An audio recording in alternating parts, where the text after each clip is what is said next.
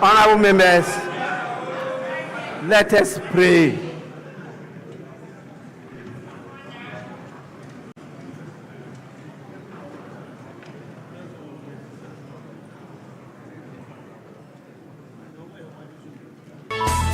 Almighty God,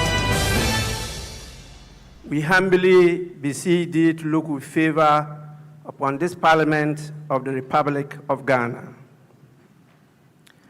Grant that it may perform its high duty as in thy sight. Give divine guidance to the President of the Republic.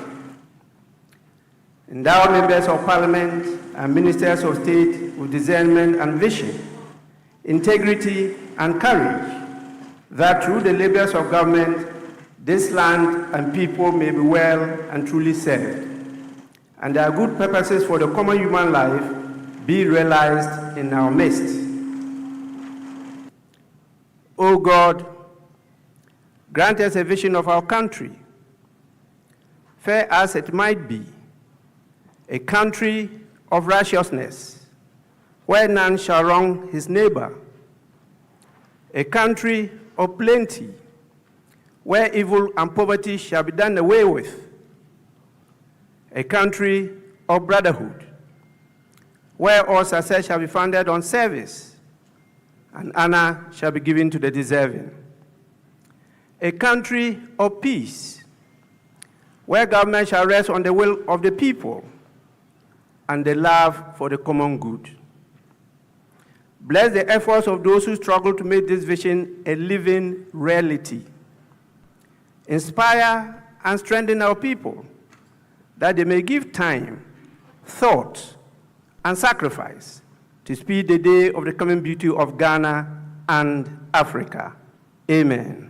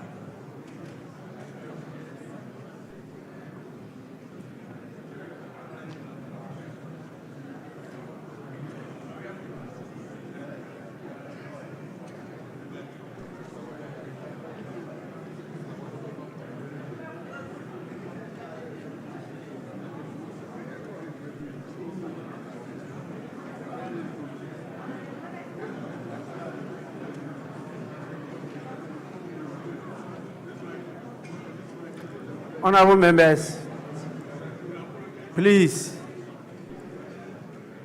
resume your seats.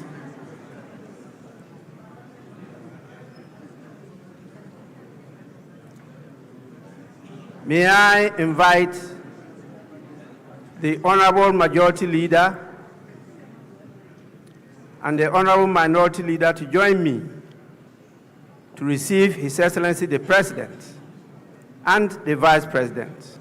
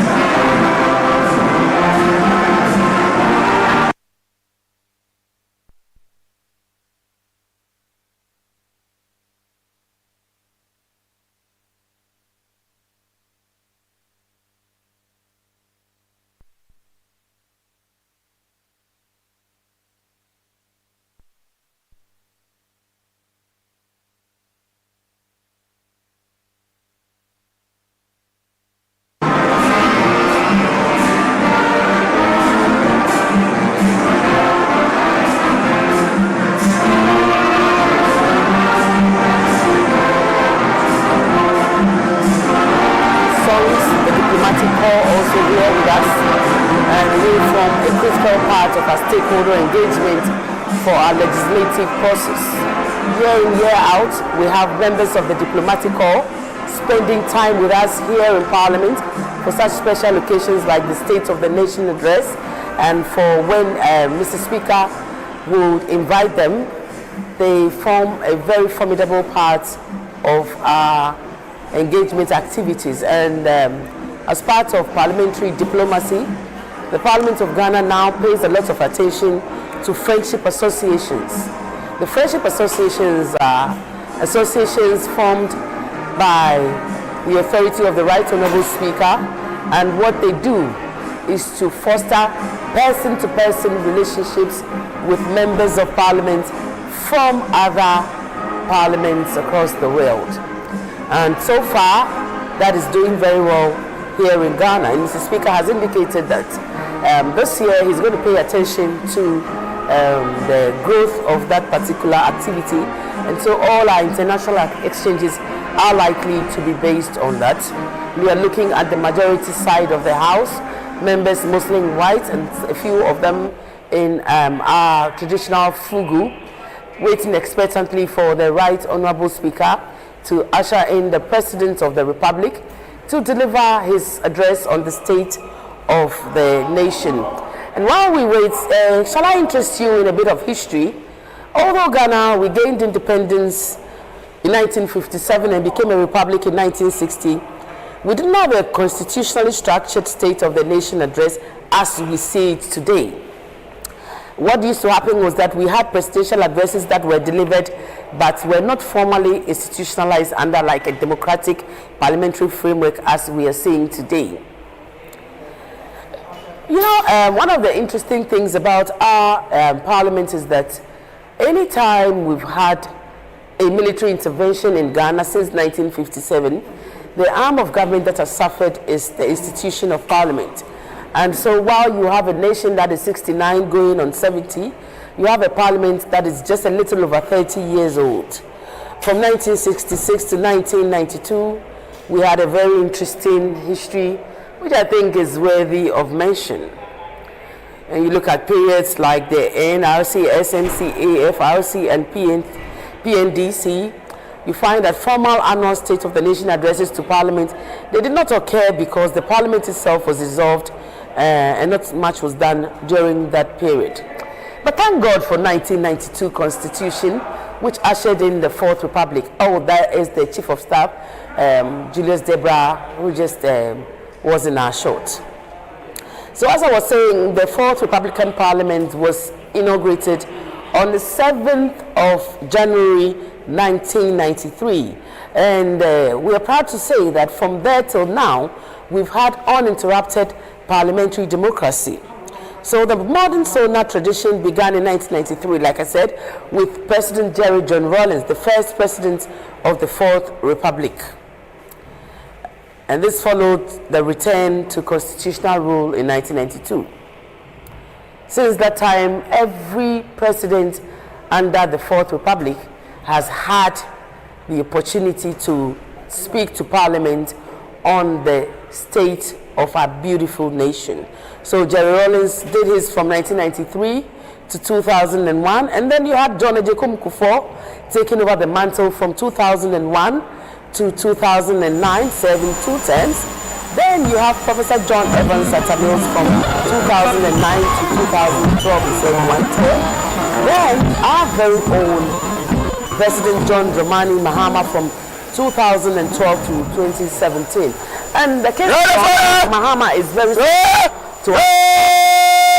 He was first and foremost a member of Parliament, and we claim him as the person that follows after his presidency is also a former member of Parliament, Nana Addo Dankwa Akufo-Addo, and he served from 2017 to 2025. And he was a member of Parliament before, and he served on committees like Foreign Affairs and Constitutional and Legal. And of course, President John Dramani Mahama, being a communications expert, served mostly in the communications group, and he contributed a lot to change.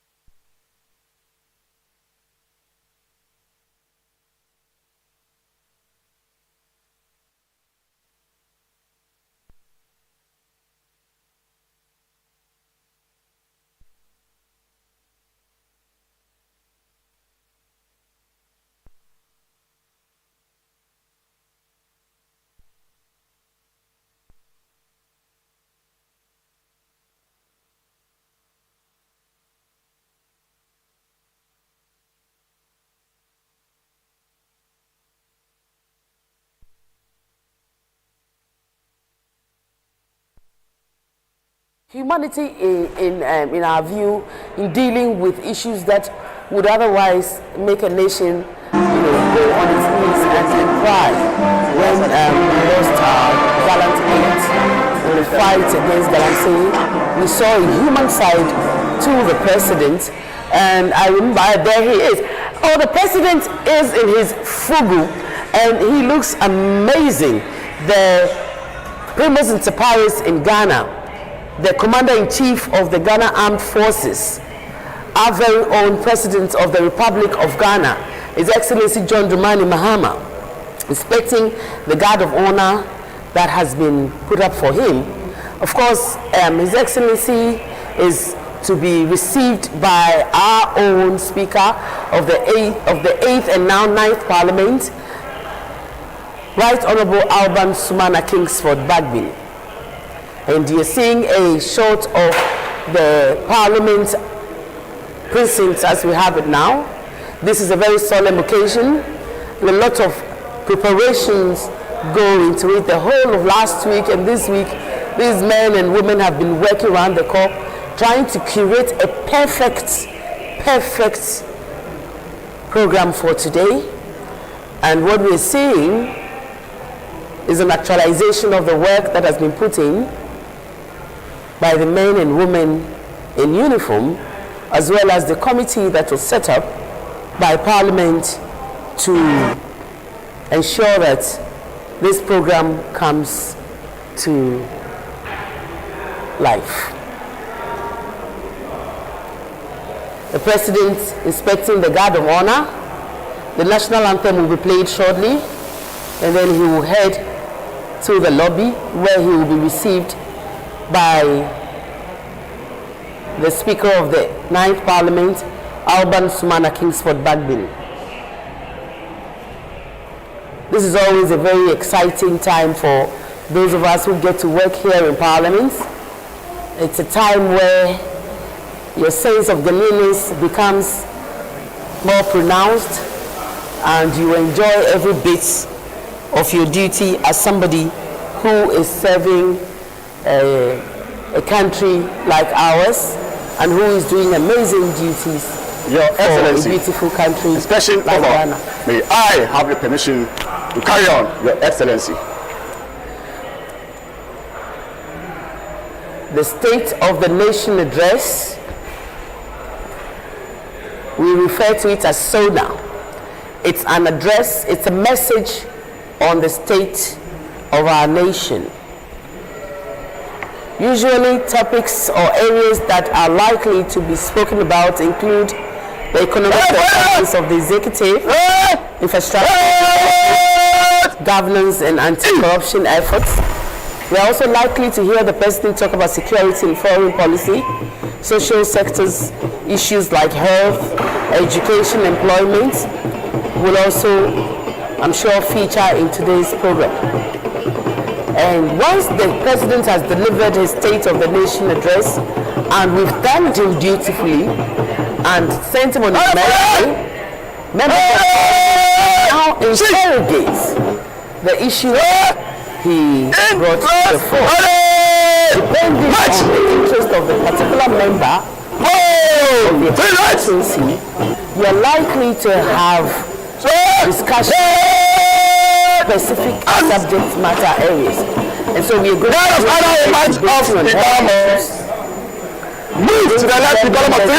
debating economy. We are going to hear members debating on issues that affect Parliament, the nation, and all that concerns the Republic of Ghana. You are still watching GH Parliament Live. We are also on all our social media handles.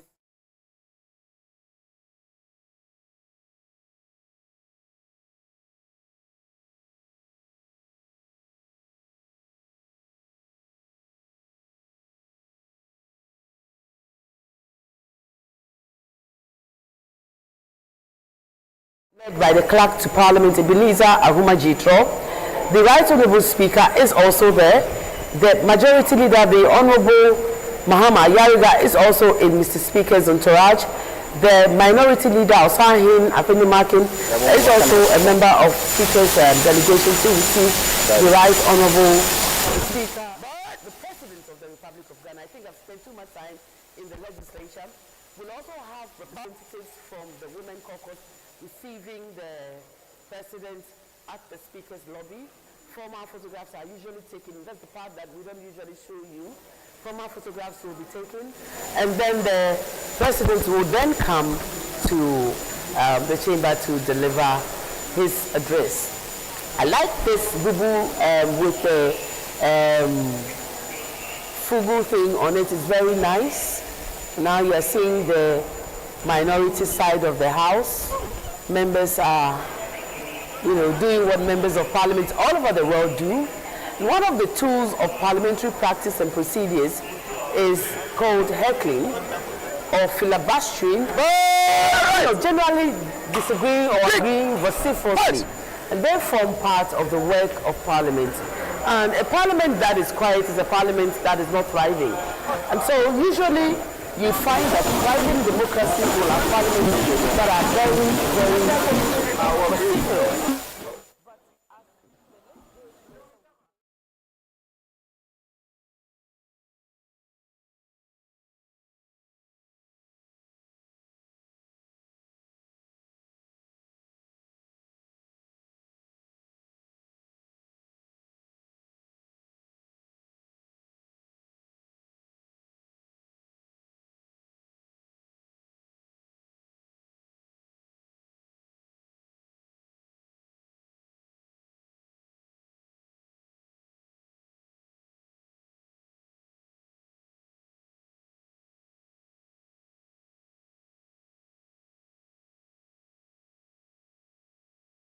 The voting, he does not vote in Parliament, and that's because he's not a member of Parliament simpliciter. However, if a first or second deputy speaker is sitting, then he or she has an opportunity to vote if they so desire. And the Chief Justice is in readiness, waiting for this all-important address by the President of the Republic of Ghana. The life of Parliament is a 4-year term, and what happens every day when we meet here referred to as a sitting. Now, those sittings become a meeting. Which is to Parliament as a session. And we have 4 sessions in a Parliament. It's 4 years. And when you take our agenda paper, you find that today, for instance, will be, I think, the 17th sitting of the first meeting of the second session of the 9th Parliament, 4th Republic of our beautiful country, Ghana. And we find that sometimes these phrases can be quite confusing to ordinary citizens. But the work of Parliament is quite simple. And these are things that we do to distinguish our daily activities from works of Justice Paul Bafuboni, Chief Justice, is also mandated to be here and in our shots in readiness for this important occasion. And we have our beautiful Kente backdrop donated to us by His Royal Majesty, the King of Ashanti, Otumfuo Osei-Tutu II. He donated the Kente to us. Professor Kingsley Nyaku, in our shorts at the moment, experienced member of Parliament and a lecturer. Follow out the other officer. Minister of Tourism also here with us, and other key members of parliament from the majority side, waiting to receive His Excellency John Dramani Mahama. And at this point, I can assure you that the staff are all over rushing to make sure that everything is working with precision. Activities are created to ensure a minute-by-minute execution of preparations that would have gone on for months.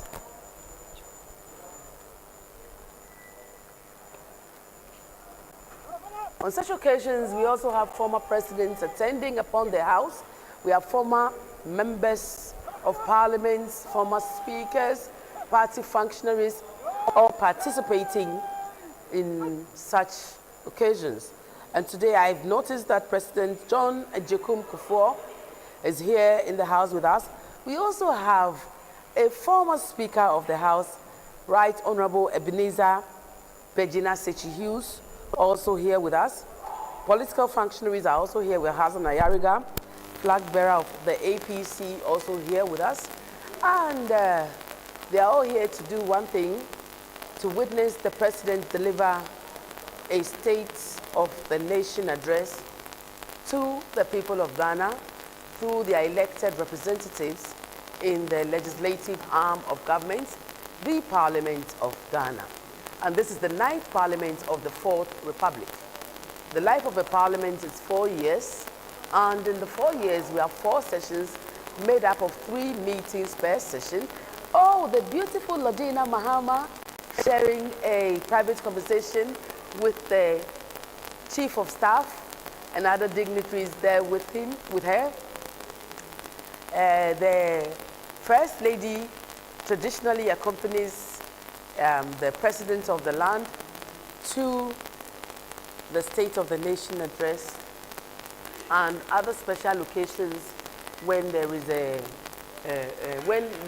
opportunity to do that.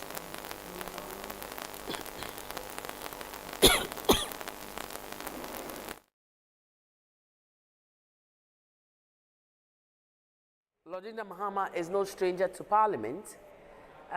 We used to see her here when her husband was a member of Parliament, and she was always a very hands-on woman, a very kind and pathetic First Lady who has time and ears for anybody that comes, you know, to speak to her. She's more likely to say hello first when you see her, a very, very affable and pathetic First Lady. The judiciary, as an arm of government, continues to partner Parliament in our lawmaking endeavors. And conversations have been had in academic corridors as to whether it is time to have strict separation of powers or whether to continue with a hybrid system that we practice. At the moment, Ghana practices a hybrid system of the British parliamentary system and the American presidential system. And this system mandates the president, the executive president, to draw majority of his members. Oh, and that's our first deputy speaker, the Honorable Bernard Ahiafo, who is also the MP for Akachi. We have the Honorable Samu Kujito and Honorable Agalga also in our shots at the moment, and as you can all see, everyone is waiting eagerly. And the second deputy speaker, the Honorable Andrew Esiama, also smiling beautifully. I don't know what the joke is, but they seem to all be in very good spirits, waiting for His Excellency, their former colleague, to come to the chamber to give us the message on the state of the nation. And I must indicate that the President is known for his oratory prowess, a communicator's communicator, and it is thought that when he delivers a policy message, he is able to humanize it and make it relatable. And that's what effective messaging is about. Members in the minority wearing black, members in the majority wearing white. The beauty of diversity of ideas. And that's the Honorable Roxin Dafia Mekbo Eche. And Honorable Ricketts also just in the shorts. Generally, honorable members seem to be in very good spirit this morning. And it is our hope that this good spirit and conviviality. Oh, this is our one and only former leader, Minister of Finance, Honorable Kesil Atuforsin. He was in the House not so long ago. Members of Parliament are now doing what members of Parliament do best.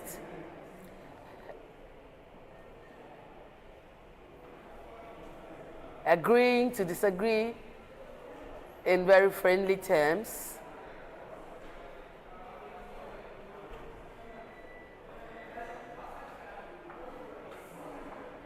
The House of Parliament is a house where dissenting voices are allowed.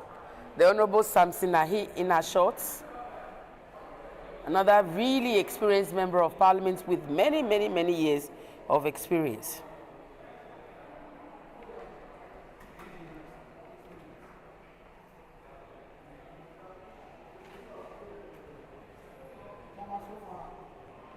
Oh.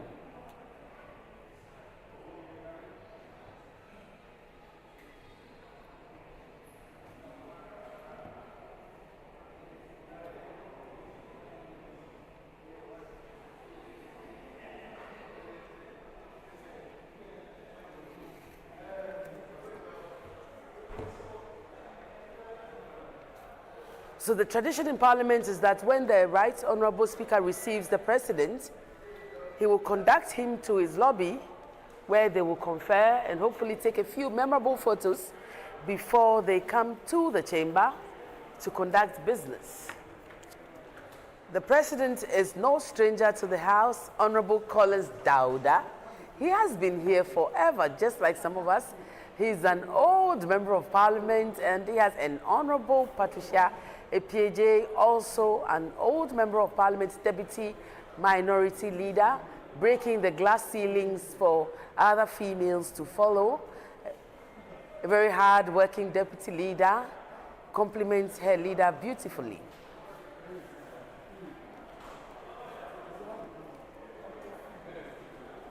One of the ways that we express culture in Ghana is through drums and drumming.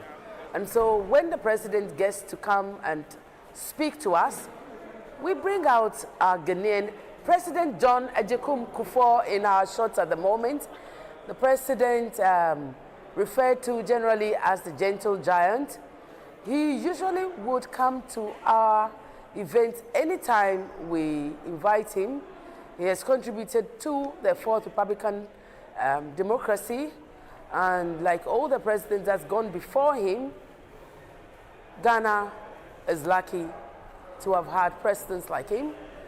Ghana is fortunate to have President John Dramani Mahama, and that's our Attorney General in our shot, the Honorable Ayini, and Honorable Bejira also in our shot, wearing his boo-boo and waiting for the President to come.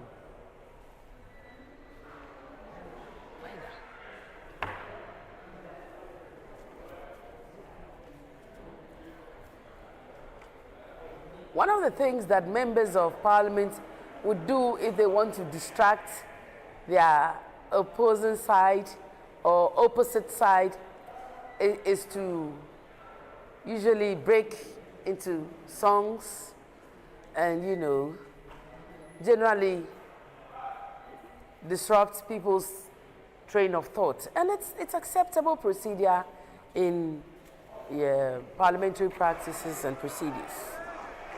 The Honorable Zaneto Ajiman Rawlings, daughter of former President Rawlings, first president of the Fourth Republic, is also in the chamber. And the Jinapo brothers are also representing. I can't get over the Right Honorable Speaker's beautiful cloth that we're witnessing today. Really, really, really nice. Mr. Speaker is conducting the Right Honorable Speaker, conducting His Excellency the President to the chamber. And this is an activity that is usually very well curated, as is today. People in the procession are carefully selected, and you can only be there if you are allowed to, or if you are part of either the President's entourage or the Right Honorable Speaker's entourage.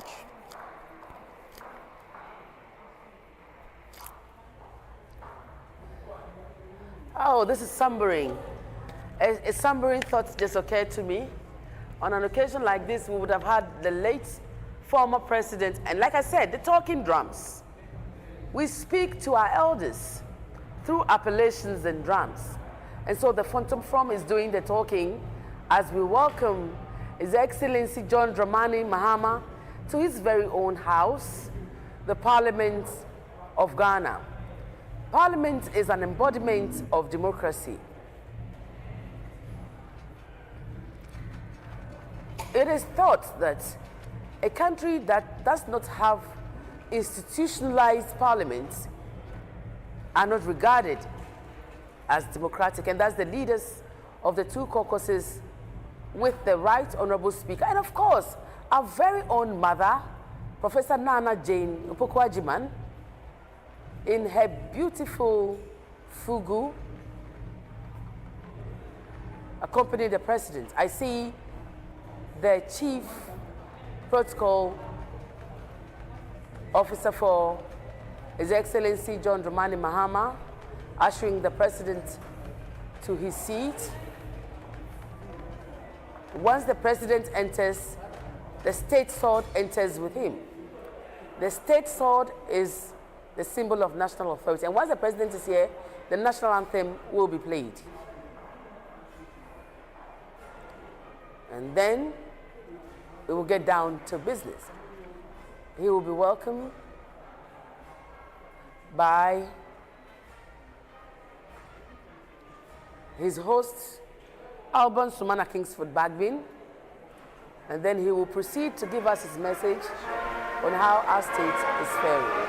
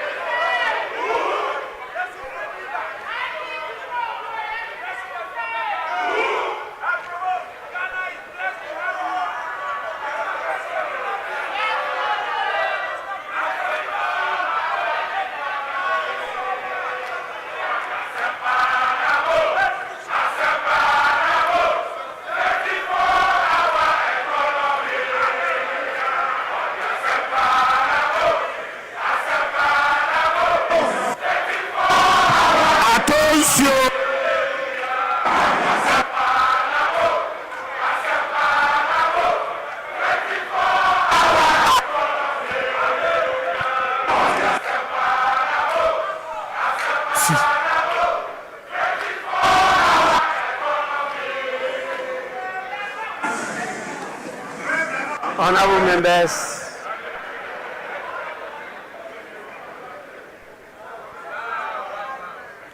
honorable members,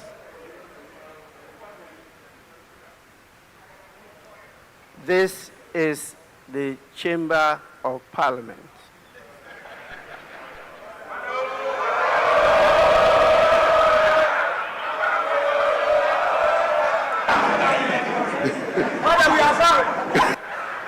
Honorable members, the House is extremely privileged to have the presence of His Excellency John Dramani Mahama, President of the Republic and Commander-in-Chief of the Ghana Armed Forces in this August September. His Excellency the President is here in accordance with Article 67 of the Constitution of the Republic to deliver a message on the state of the nation to this honorable House. On behalf of leadership and honorable members, it is my privilege and singular honor to welcome His Excellency the President of the Republic to this august House. Honorable members, before I invite His Excellency the President to deliver a message on the state of the nation, permit me to recognize the presence in this chamber the following distinguished personalities.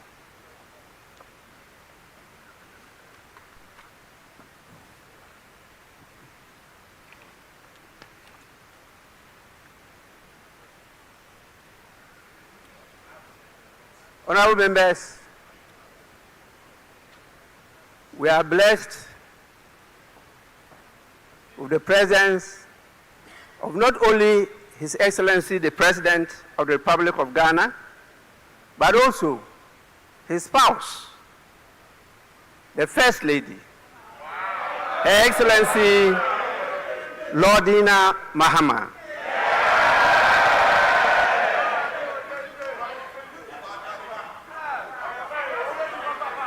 We also have the presence of the Vice President, the First Lady in Ghana to be a Vice President. Her Excellency Professor Jane Nana Opoku Ajiman.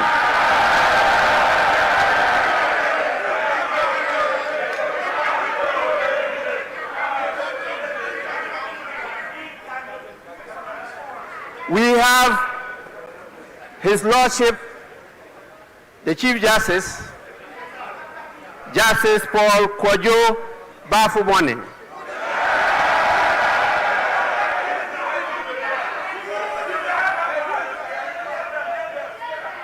Honorable members, he did not come alone. He came with his spouse, who, as you all know, is the Director General of the Prisons Service. Honorable members, honorable members,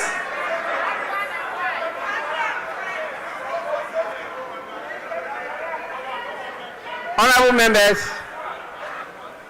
I'm talking about Mrs. Patience Bafubone.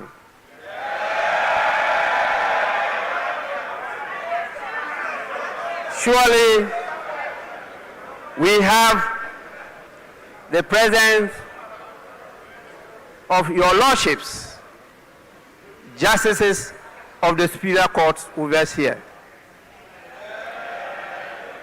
We also have the chairman of the Council of State and the former Speaker of Parliament, Right Honorable Edward Do Ajaho.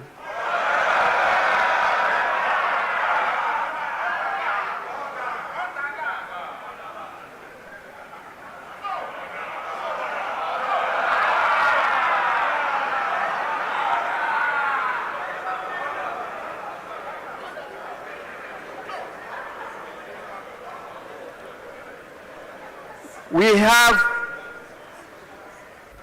the presence of the former president, His Excellency John Agyekum Kufuor.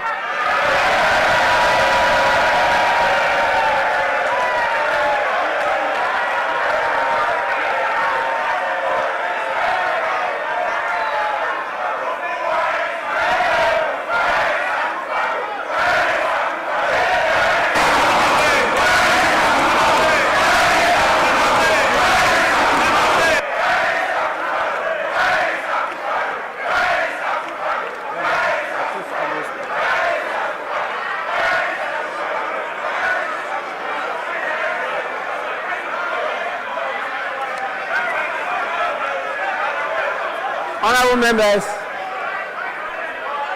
honorable members,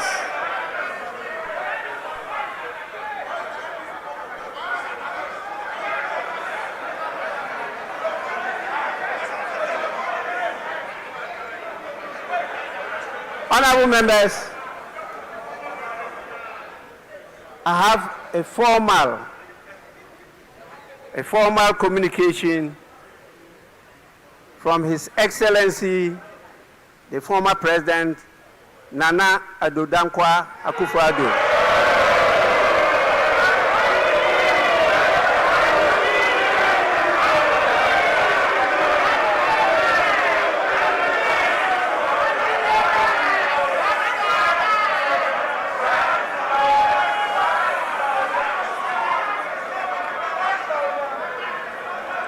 He expresses his gratitude to the invitation for him to be here. Unfortunately, for good reason, he is not able to attend this occasion. It's a lie. It's a lie. Honorable members, he, however, extends his best wishes to you and to His Excellency the President on this occasion.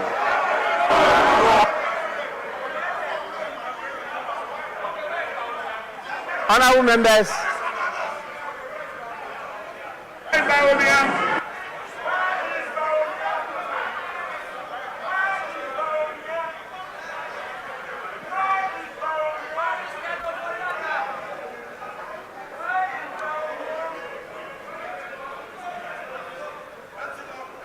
honorable members, we also have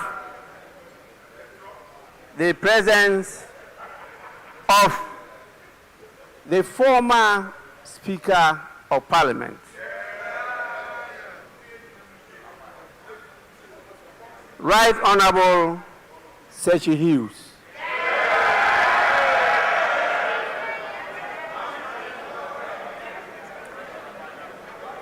I know that a lot of you are young, so you may not recollect some of these people.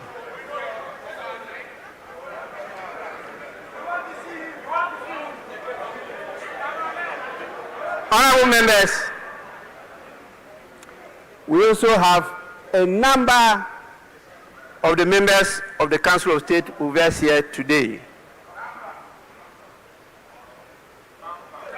We have also the presence of the Chief of Staff, Honorable Julius Debra.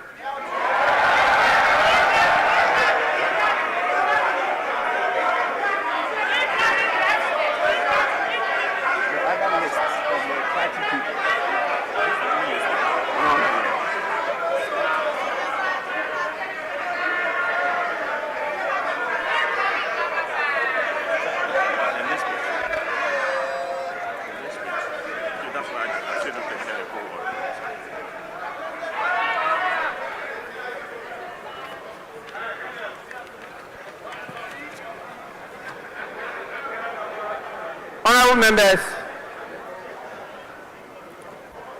we have with us the former Speaker of Parliament, the Right Honorable Mike Aaron Okoye. We have the National Chairman of the National Democratic Congress,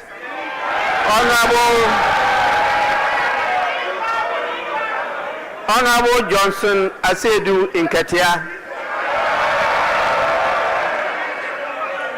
and we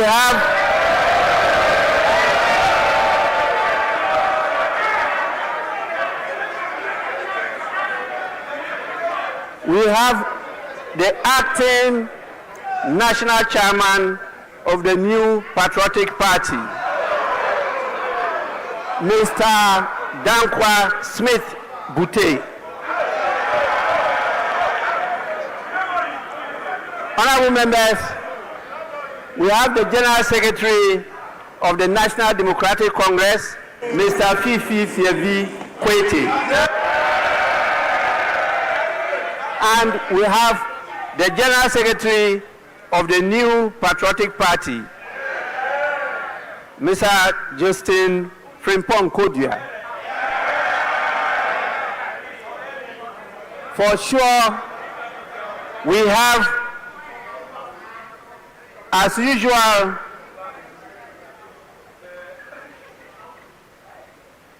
our brothers and sisters in the diplomatic corps. Many of them are here with us, and they are distinguishedly seated at the public gallery. We also have the heads of the various security services. We have our revered traditional leaders, religious leaders, and the former clerks to Parliament.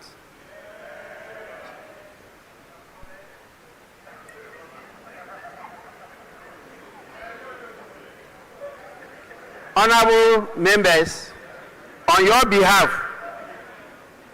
I warmly welcome all of them to the House.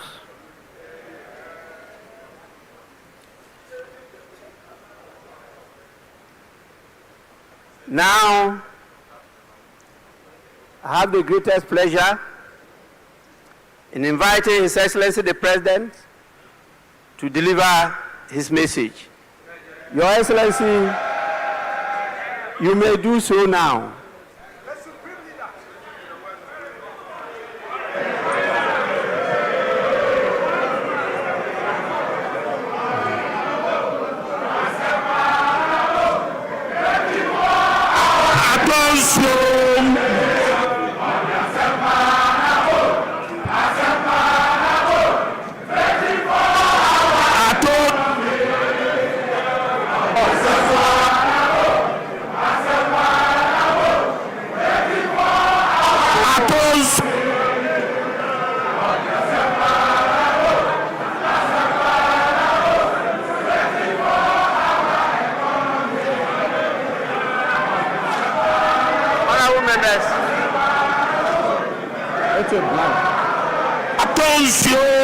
Honorable members, please.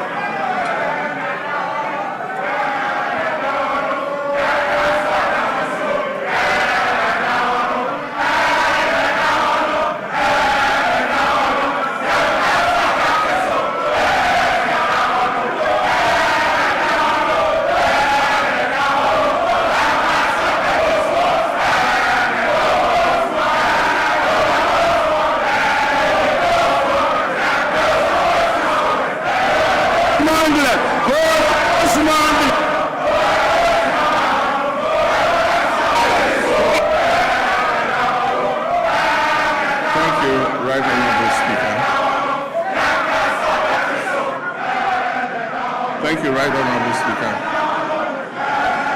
Honorable members of this august House, Your Excellency, the Vice President, Jane Nana Opoku-Agyeman, Your Lordship, the Chief Justice, the good people of Ghana, friends of the media, ladies and gentlemen, and let me proceed on the protocol so well established by the Speaker and say, distinguished guests, ladies and gentlemen. It is both a profound honor and a constitutional duty to appear before this august House to deliver a message on the state of the nation as required by Article 67 of our Constitution. I do this with the perspective and through decades of public service, including my time in this very chamber as a Member of Parliament representing Bole Bamboy, and my previous term of office as President of the Republic from 2012 to 2017. My journey in public service, like that of our nation, has not followed a straight path. It has been marked by periods of steady progress and then by setbacks and by determined recovery. Mr. Speaker, that pattern of resilience mirrors the national experience of our nation. And today I stand before you to speak to another such defining moment a moment in which our nation is on the rebound of national renewal and of restored hope. This moment is being shaped by hard choices, institutional resolve, and a renewed commitment to stability and national purpose. Mr. Speaker, in just a few days, on 6th March 2026, our dear nation Ghana will celebrate 69 years of independence on the theme Building Prosperity, Restoring Hope. This theme is not merely ceremonial, it is the blueprint that guides our administration's vision and actions. It reflects where we have been, it acknowledges the difficulties we have endured, and confidently declares the direction in which we are headed. At the heart of this vision are two complementary and mutually reinforcing agendas. One, the Resetting Ghana agenda, and two, the Accra Reset. The Resetting Ghana agenda is our national commitment to restore economic stability, rebuild public trust in our democracy, strengthen our institutions, and deliver tangible improvements in the lives of ordinary Ghanaians. It is about turning the page on years of mismanagement and confronting our challenges with honesty, and charting a new course anchored in fiscal discipline, transparency, and sustainable development. The Accra Reset, on the other hand, is our continental commitment. It recognizes that Ghana's prosperity cannot be separated from Africa's progress. It calls for a fundamental shift in how African nations relate to one another and to the world, from dependence to self-reliance, from fragmentation to integration, and from reactive postures to strategic leadership. Mr. Speaker, these two agendas are deeply interlinked because we cannot build lasting prosperity at home without contributing to stability and growth across our continent. Equally, we cannot lead effectively on the continental stage if our own house is not in order. Together, these frameworks demonstrate our determination to restore hope, not merely as a promise, but as a lived reality of Ghanaians and Africans alike. As we build on the foundation laid in 2025, the first year of my return to the presidency, we do so with clarity of purpose, unity of action, and confidence in our ability to deliver a future worthy of our people's sacrifice and their aspirations. Mr. Speaker, this moment of national renewal unfolds against the backdrop of a world in profound flux.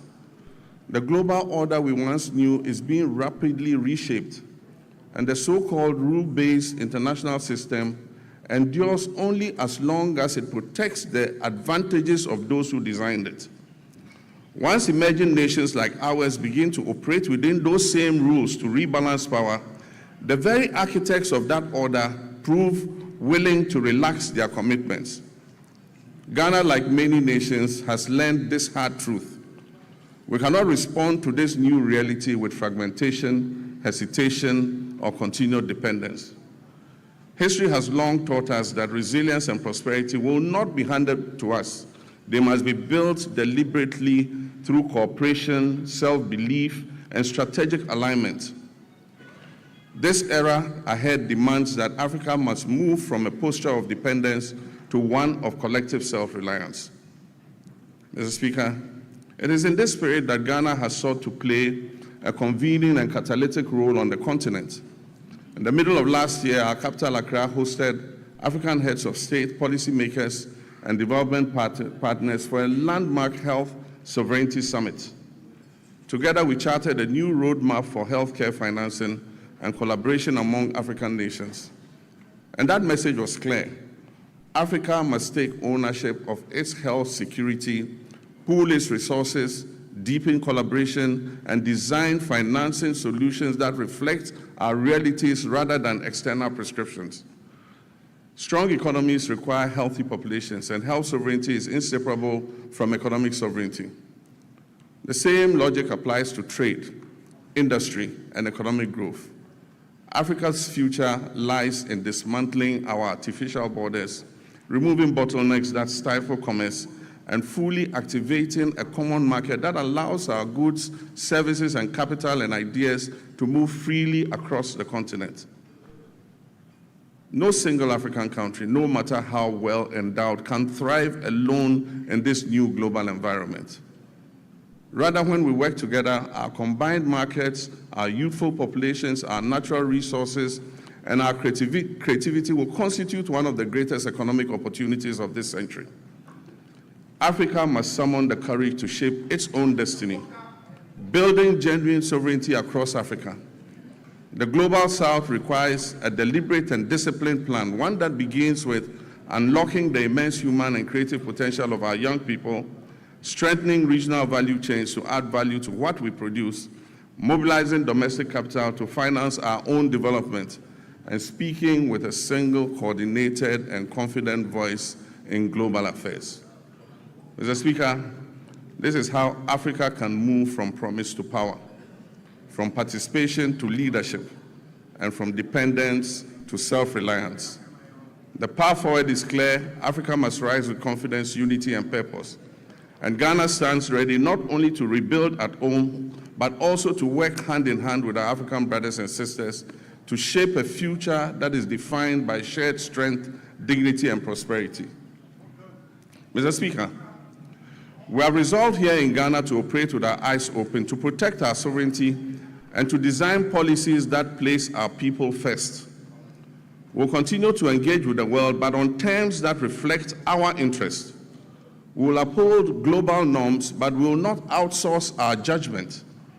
And we will build resilience at home so that shifts in external power do not translate into hardship for our citizens. Mr. Speaker, when I last came before this House, I spoke candidly about the depth of the challenges we had inherited across all facets of our nation. Mr. Speaker, nowhere was this national malaise more evident than in the economic sector. We inherited an economy in severe crisis, burdened by unsustainable debt, high inflation, a rapidly depreciating currency, and an escalating cost of living crisis that had left our citizens reeling from unimaginable hardship caused by years of general imprudence and reckless management of the economy. Mr. Speaker, I was clear from the outset that recovery would not come easily. But I was also clear that I will stop at nothing to turn this situation around and bring relief to Ghanaians. I promised then that just as I have confronted and overcome crisis in the past, I'll reset our economy and return us to a path of growth, progress, and development. Mr. Speaker, I told this August House then, when I appeared before you last year, that we would have to take tough, prudent, and necessary decisions to restore stability and credibility. Today, Mr. Speaker, I can say to you with confidence, Ghana is back. Ghana is working again. And Ghana is open for business. The fundamentals are improving, and the path to sustained acceleration is very clear to everyone. From the outset, we resolved to choose discipline over waste, reform over excuses, and stability over speculation. As a responsible government, our first order of business was to halt the economic hemorrhaging and restore order to our public finances. We tightened expenditure and commitment controls. We improved payables reporting and conducted a comprehensive audit of 2024 commitments to restore credibility and discipline. Mr. Speaker, these measures have begun to deliver some of the most remarkable economic outcomes in decades. Mr. Speaker, as we approach the celebration of our 69th independence anniversary, we do so not only with pride in our past, but also with renewed hope for our future. We are building prosperity through sound policy, responsible governance, and inclusive growth. We are restoring hope by delivering on our promises and proving that good leadership makes a measurable difference in our people's lives. The Resetting Ghana agenda is working. The Accra Reset is gaining momentum. And together they are laying the foundation for a stronger, more resilient, and more prosperous Ghana. Mr. Speaker, our nation is on the runway. It is in takeoff mode. And you are all advised to fasten your seat belts.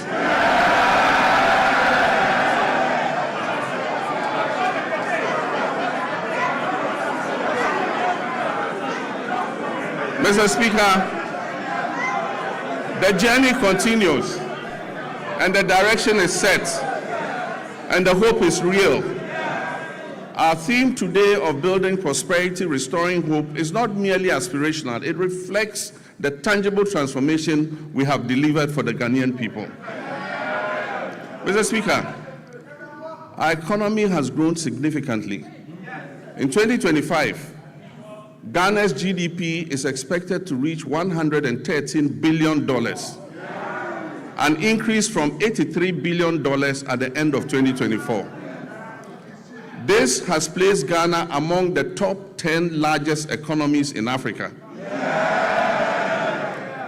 Mr. Speaker, average GDP growth for the first 3 quarters of 2025 is reported at 6.1%. But growth means nothing without discipline. Our primary surplus reached 2.6% of GDP, far exceeding our target of 1.5%. Mr. Speaker, we closed our fiscal deficit at 3.1%, well below the projected 3.8%.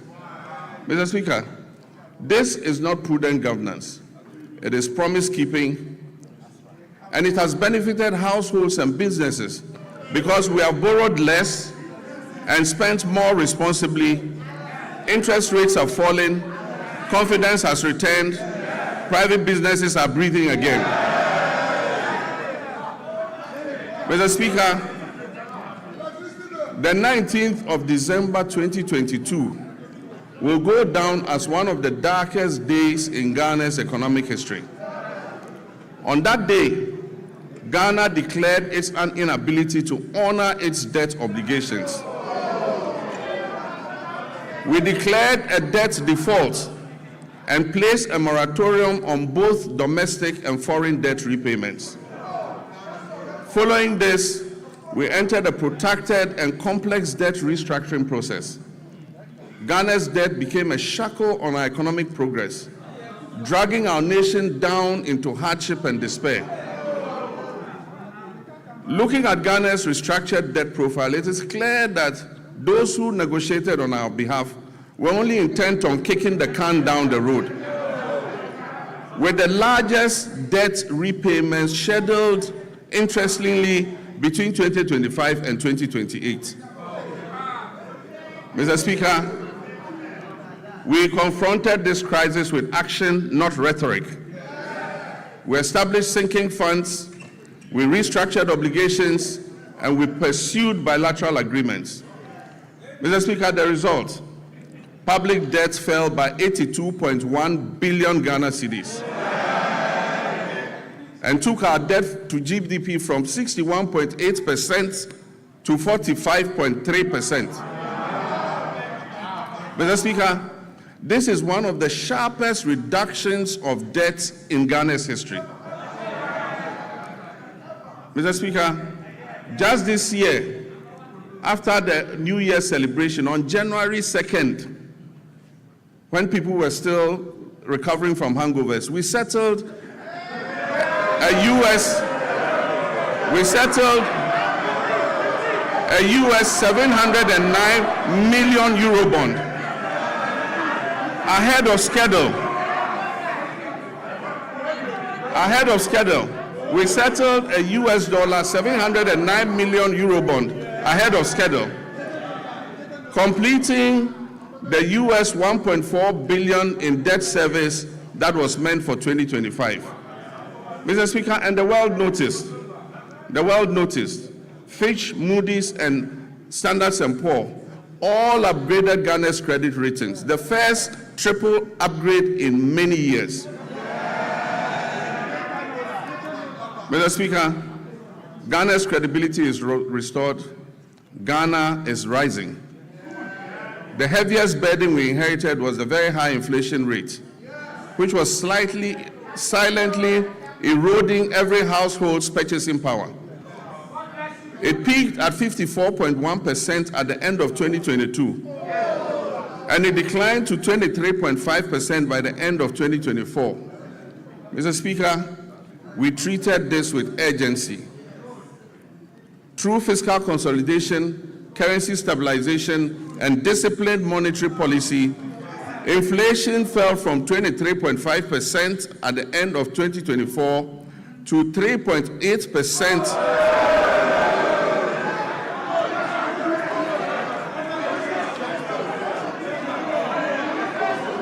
Mr. Speaker, inflation fell from 23.5% at the end of 2024 to 3.8% over 13 consecutive months by January 2026. Mr. Speaker, and very interesting, food inflation, which had been the main driver of the upward pressure on inflation, fell by 26.6 percentage points. Inflation for locally produced goods fell by 22.6 percentage points. Mr. Speaker, these are not just statistics. These translate into the reality of a parent being able to put food on the table for their children.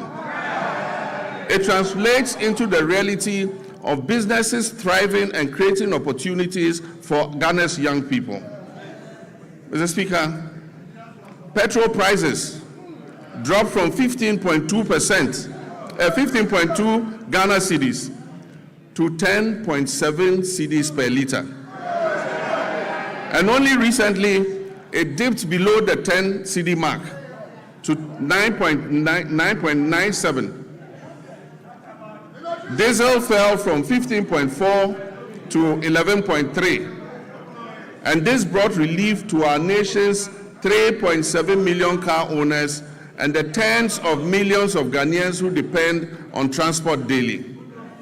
Mr. Speaker, to the interesting part.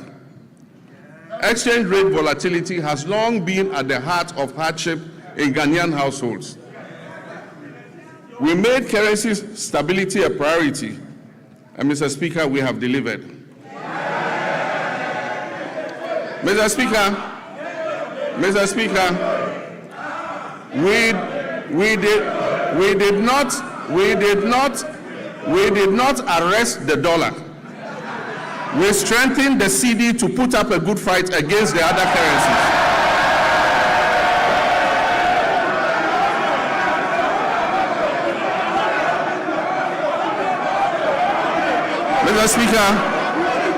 Mr. Speaker, we did not arrest the dollar.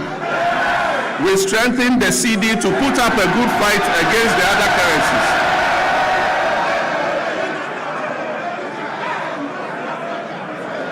And I'm pleased to report to this House that the cedi appreciated by 40.7% against the US dollar and by 30.9% against the British pound and by 24% against the euro. Mr. Speaker, Ghana's economic turnaround is broad-based and comprehensive.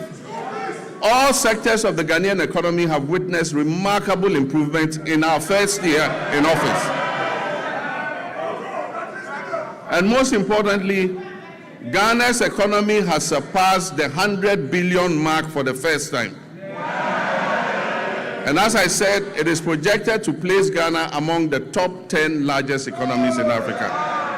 Mr. Speaker, our reserves currently stand at $13.8 billion from $8.9 billion at the end of 2024. This covers 5.7 months of import. A key driver of this development has been the establishment of the Ghana Gold Board. By formalizing gold exports, we have reduced smuggling We have increased recorded exports in the artisanal and small-scale mining sector from 63.6 tons to 103 tons. And we've channeled that foreign exchange into our economy. Mr. Speaker, when the cedi stabilizes, imported inflation falls, businesses can plan better, and household incomes improve. Mr. Speaker, as global uncertainty grows, it is necessary for us to reduce our country's exposure to external shocks, break the cycle of economic downturns, and safeguard our macroeconomic stability. Just last Wednesday, 25th February 2026, the Minister for Finance presented the Ghana Accelerated National Reserve Accumulation Policy to this House. Mr. Speaker, this policy seeks to strengthen our country's external resilience by increasing our international reserves to 15 months of import cover by the end of 2028, supporting long-term structural transformation while safeguarding macroeconomic stability. Mr. Speaker, it is forecast that gold prices will remain high over the next 3 years. And so this presents us with a unique opportunity to build an economic war chest to withstand any global economic shocks, to secure our macroeconomic stability and improve the standards of living of our citizens and build a lasting prosperity for future generations. This is what the GANRAP policy seeks to achieve. Mr. Speaker, we abolished nuisance taxes that were levied on Ghanaians between 2017 and 2024. These included the e-levy, the betting tax, the emission tax, the COVID levy, and so forth. Mr. Speaker, we have reformed VAT comprehensively. One, by abolishing the 1% COVID-19 levy, decoupling Get Fund and NHIL from VAT, reducing the effective VAT rate from 21.9% to 20%, raising the VAT threshold to 750,000 Ghana cedis to exclude petty businesses, and extending zero rating on textiles up to 2028.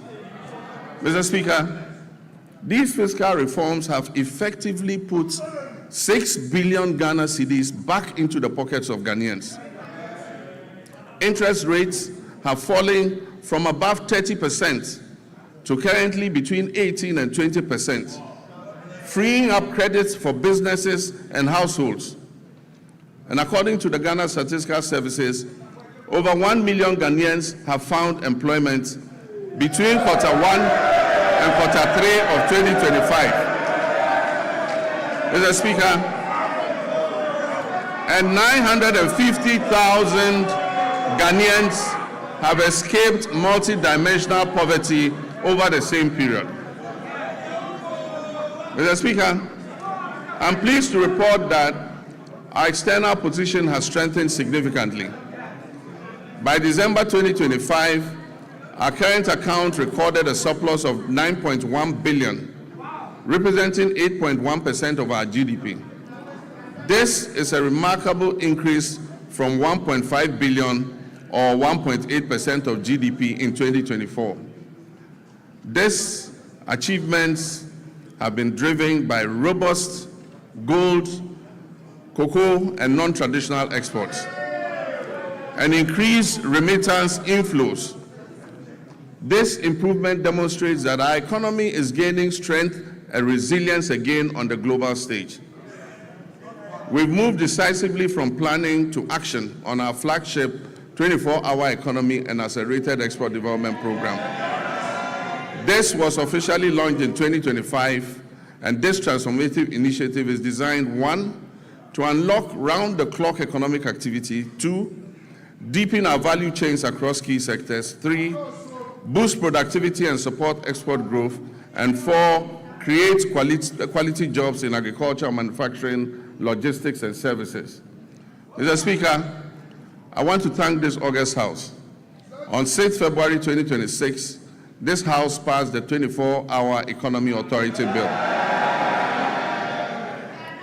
This has established the regulatory framework and the legal mandate that was necessary for full implementation. Last week, at the cabinet meeting held, I had the honor of signing this historic legislation into law. All is now set for takeoff. This is the boldest economic transformation initiative in Ghana's recent history. Mr. Speaker, in this year's budget, 110 million has been allocated to begin the setting up and implementation of the 24-hour economy authority. These resources will enable businesses to operate beyond traditional business hours. They will attract investment through strategic partnerships with the Development Bank of Ghana and the Ghana Infrastructure Investment Fund, and they will strengthen the foundations for sustained growth and job creation, especially for our young people. This is about building prosperity and restoring our people's hope through concrete action. Mr. Speaker, a nation that does not learn from past mistakes cannot get out of the cycle of problems that impose hardships on its citizens. We've just begun to emerge from the most devastating economic crisis in our nation's recent history. This crisis was triggered by general financial indiscipline, huge deficits, and massive debts that were occasioned by persistent and unbudgeted expenditure to meet the ends of convenient politicking. In the last week, we have had to take the painful but necessary decision to revise the producer price of cocoa to achieve competitive pricing and resolve the acute liquidity challenges in the sector. Mr. Speaker, failure to do this as others did and left a debt of 32 billion for this government to pay. Failure to do this would have meant borrowing billions in borrowed funds. Mr. Speaker, this unplanned expenditure would have taken us right back to the very devastating economic problem we have only recently begun to escape. So, Mr. Speaker, while fully understanding the concerns and protests of our farmers, I can firmly assure them that the reforms announced by government will see a total transformation of the cocoa sector. And it will guarantee them a fair and transparent price that enables them to meet the cost of producing the commodity and making decent margins. Mr. Speaker, the difference between economic hardship and avoiding the same is the exercise of sound economic judgment. And I'm determined to take decisions that ensure our collective well-being and avoid the suffering of all our citizens. These are difficult decisions to take, but Mr. Speaker, I had to take them. Mr. Speaker, we are bringing legislation to this House to tighten our procurement processes by banning sole source contracts, except in exceptional circumstances. We'll also bring legislation to this House to make it mandatory to seek Parliament's prior approval before any government asset or property is leased out or sold. This includes lands and state enterprises. Mr. Speaker, last Tuesday, I caused the Minister of Finance to lay before this House the Value for Money Office Bill. This is a landmark measure, a fulfillment of yet another campaign promise to the good people of Ghana. And this is designed to decisively end waste, inflated contracts, abandoned projects, and chronic cost overruns that have for far too long drained the public purse. All these measures are intended to improve public trust and accountability. Mr. Speaker, in January 2025, we inherited an energy sector on the brink of collapse that had been precipitated by a severe financial crisis. The sector was burdened with a staggering debt of 80 billion Ghana cedis, strengthening the operational viability of key power producers. The 500 million World Bank partial risk guarantee, a critical risk mitigation instrument that was established in 2015 during my first term to safeguard the nearly 8 billion of private sector investment that was put into the offshore Cape Trade Points field, had been fully drawn down and exhausted. due to prolonged non-payment for gas consumed. Mr. Speaker, at the distribution level, the Electricity Company of Ghana was plagued by high commercial and technical losses, collecting only 62% of the energy it purchased from generators and declaring less than 50% of its collection into the cash waterfall mechanism. Mr. Speaker, the result was severe liquidity shortfalls and power challenges throughout 2024. In the petroleum sector, years of policy inconsistency, regulatory inefficiencies, a lack of transparency, prolonged licensing processes, and unresolved legal disputes over field unitization had eroded investor confidence. Consequently, crude oil production declined by approximately 32% between 2019 and 2024. It fell from 71.4 million barrels per day to 48.2 million barrels. Mr. Speaker, I'm pleased to announce that as of December 31st, 2025, government has fully repaid and restored the entire 500 million World Bank guarantee, including interest. This has reinstated the facility in full and reaffirmed Ghana's standing as a credible and reliable partner on the global stage. Mr. Speaker, I can also announce that we are paying for every gas we are consuming today. In addition, between January and December 2025, through carefully coordinated policy actions, the government settled all outstanding gas invoices that were owed to ENI and Vitol, amounting to approximately $500 million. And so Ghana is now fully up to date with its gas consumption obligations to the Sankofa partners.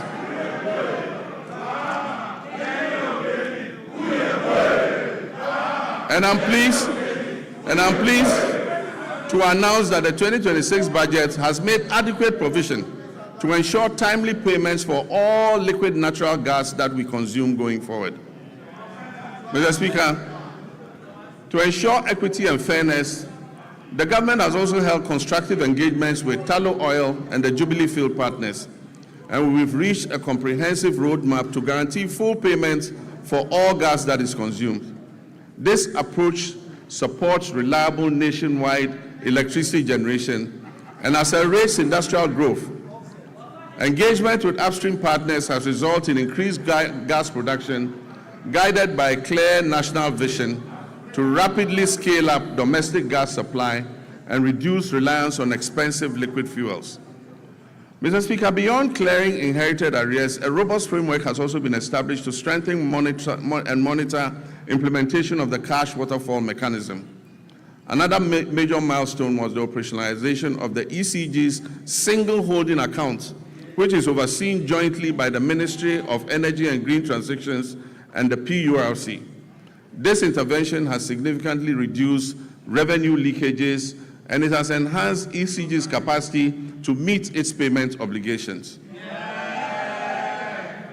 To address the high cost of power, the government has successfully renegotiated existing power purchase agreements.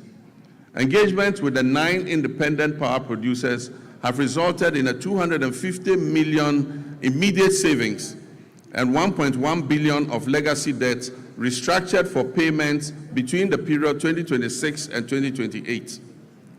These revised agreements will be submitted to Cabinet, and I'm pleased to inform you, Mr. Speaker, will be brought here to Parliament for ratification. Mr. Speaker,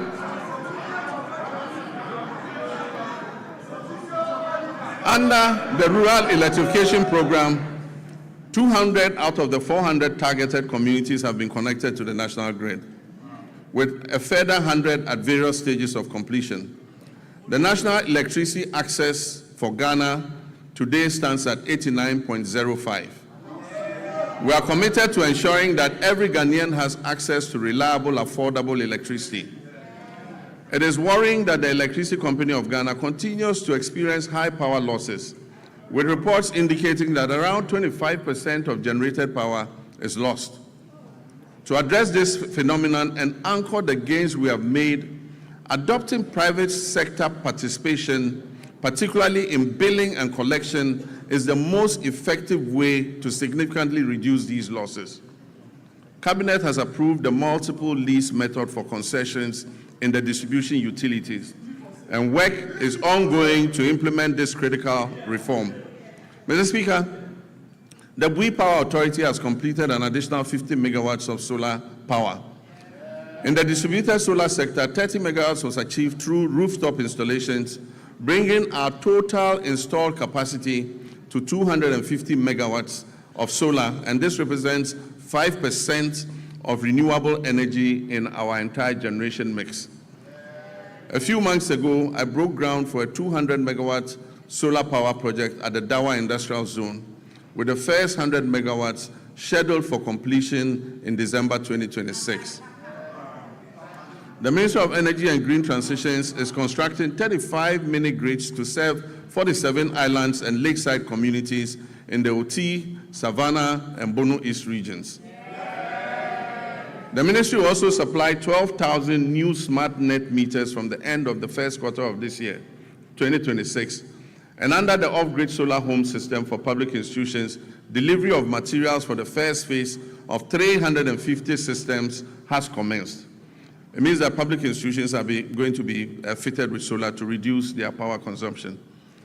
Mr. Speaker, as part of the last mile electrification effort to achieve 99.98% universal access by 2030, the ministry has mainstreamed mini-grids into the National Electrification Scheme. Consequently, a feasibility study for the Afram Plains North District was completed for 100 communities to receive solar power, bringing the total number of islands and lakeside communities in the Afram Plains North and South to 150 that are ready for mini-grid solar electrification. I'm pleased to announce that the African Development Bank has committed to providing $100 million to fund the construction of renewable energy-based mini-grids for these communities.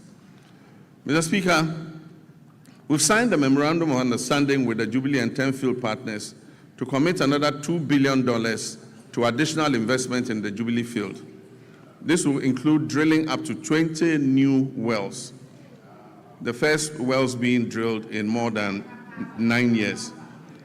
Mr. Speaker, there's a second memorandum of intent with the OCTP partners, that's ENI and Vitol, to commit $1.5 billion of additional investment in the OCTP field in the Cape 3 Points Block 4 contract area, among others. This agreement will significantly increase Ghana's oil and gas production, thereby enhancing energy security, domestic demand, and infrastructure development. Mr. Speaker, we're on course to revitalize the Ghana Cylinder Manufacturing Company through a strategic partnership with the National Petroleum Authority, Ghana Gas, and the Ghana Commercial Bank. This will boost production, ensure a steady supply of safe LPG cylinders, and strengthen local manufacturing. Mr. Speaker, I'm also pleased to announce to you that Tema Oil Refinery is back.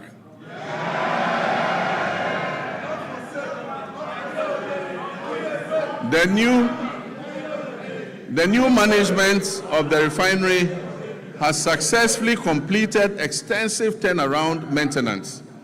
And I'm pleased to inform you that this August House that for the first time since 2018, the refinery has commenced processing of crude oil into petroleum products again.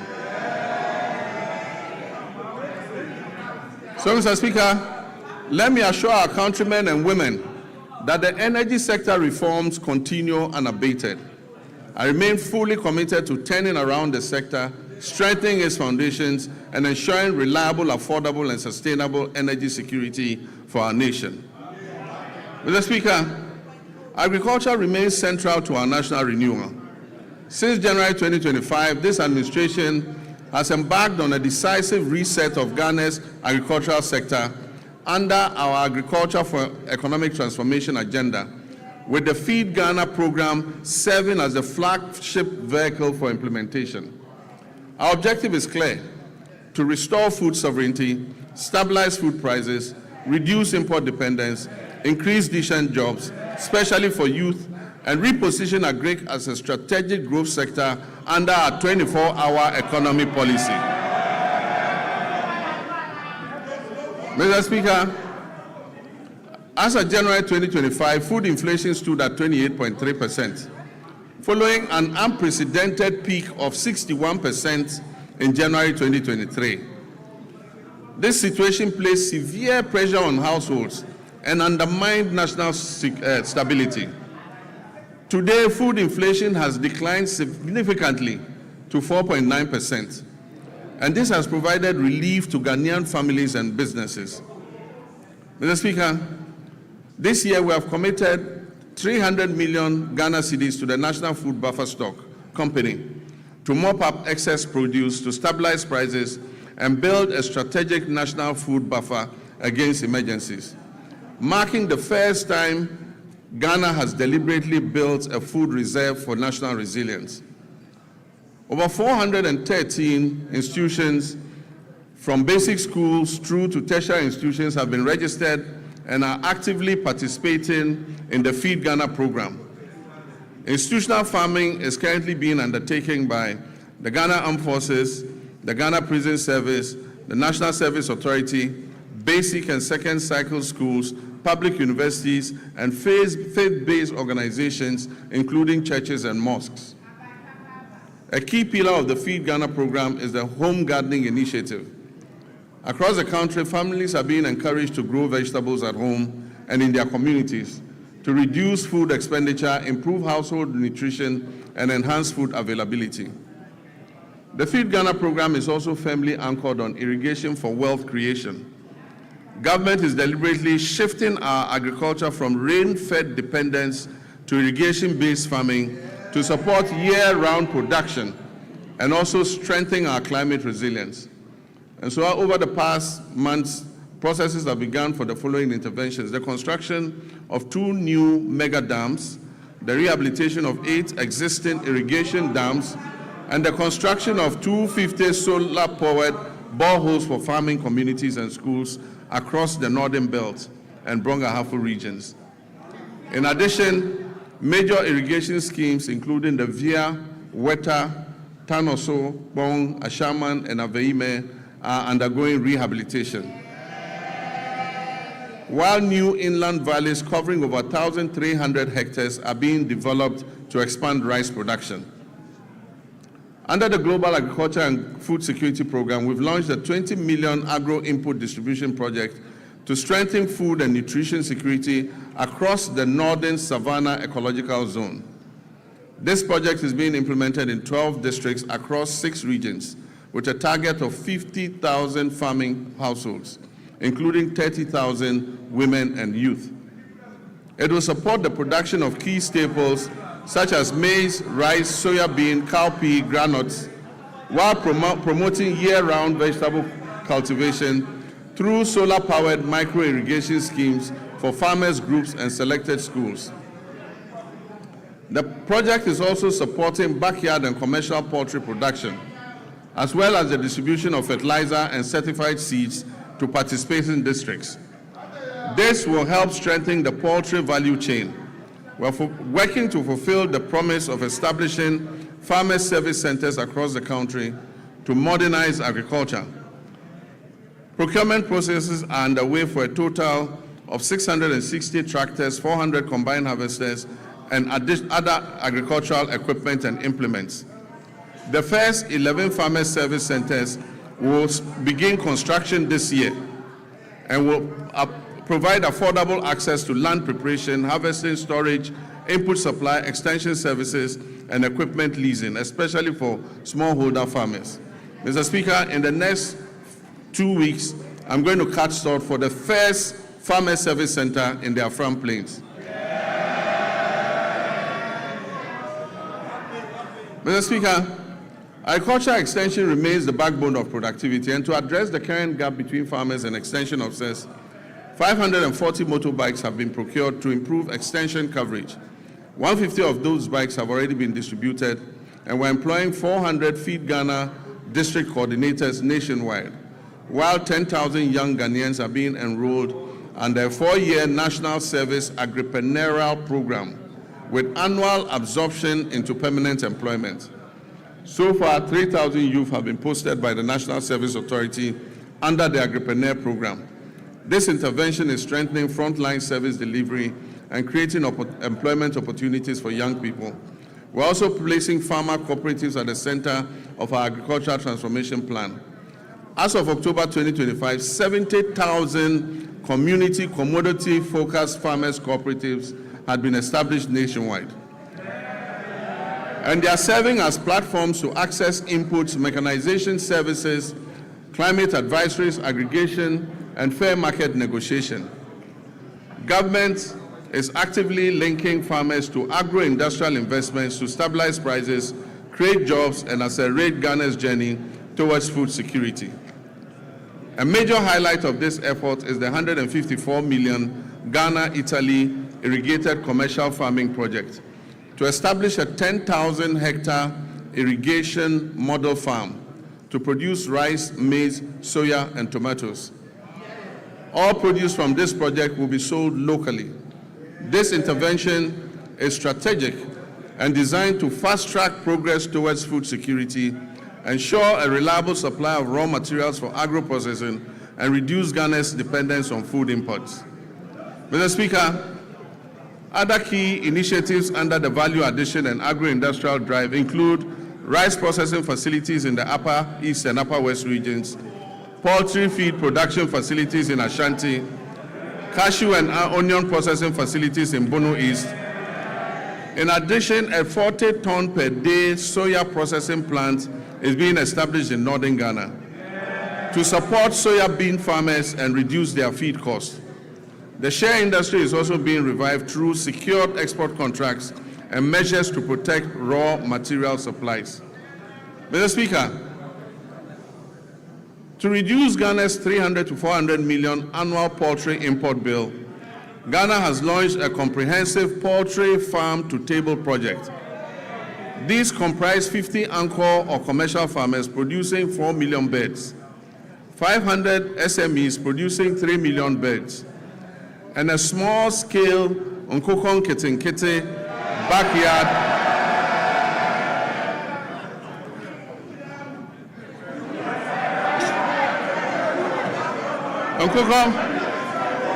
and a small-scale Nkokon Kitinkiti backyard poultry program that is targeting 3 million birds nationwide, with emphasis on women and young children.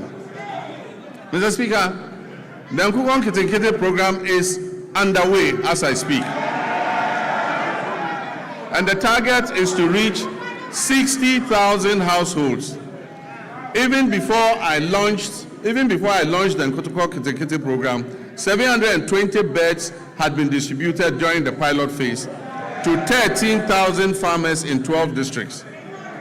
I recently opened a poultry processing factory in Bichim to support expected production growth in the poultry sector. Mr. Speaker, education is important, and it remains pivotal to our national transformation agenda. In this regard, the year 2025 was both eventful and momentous for Ghana's education sector. I'm pleased to report that all the flagship initiatives and commitments that were contained in our Reset Agenda Manifesto have been faithfully honored during the year under review.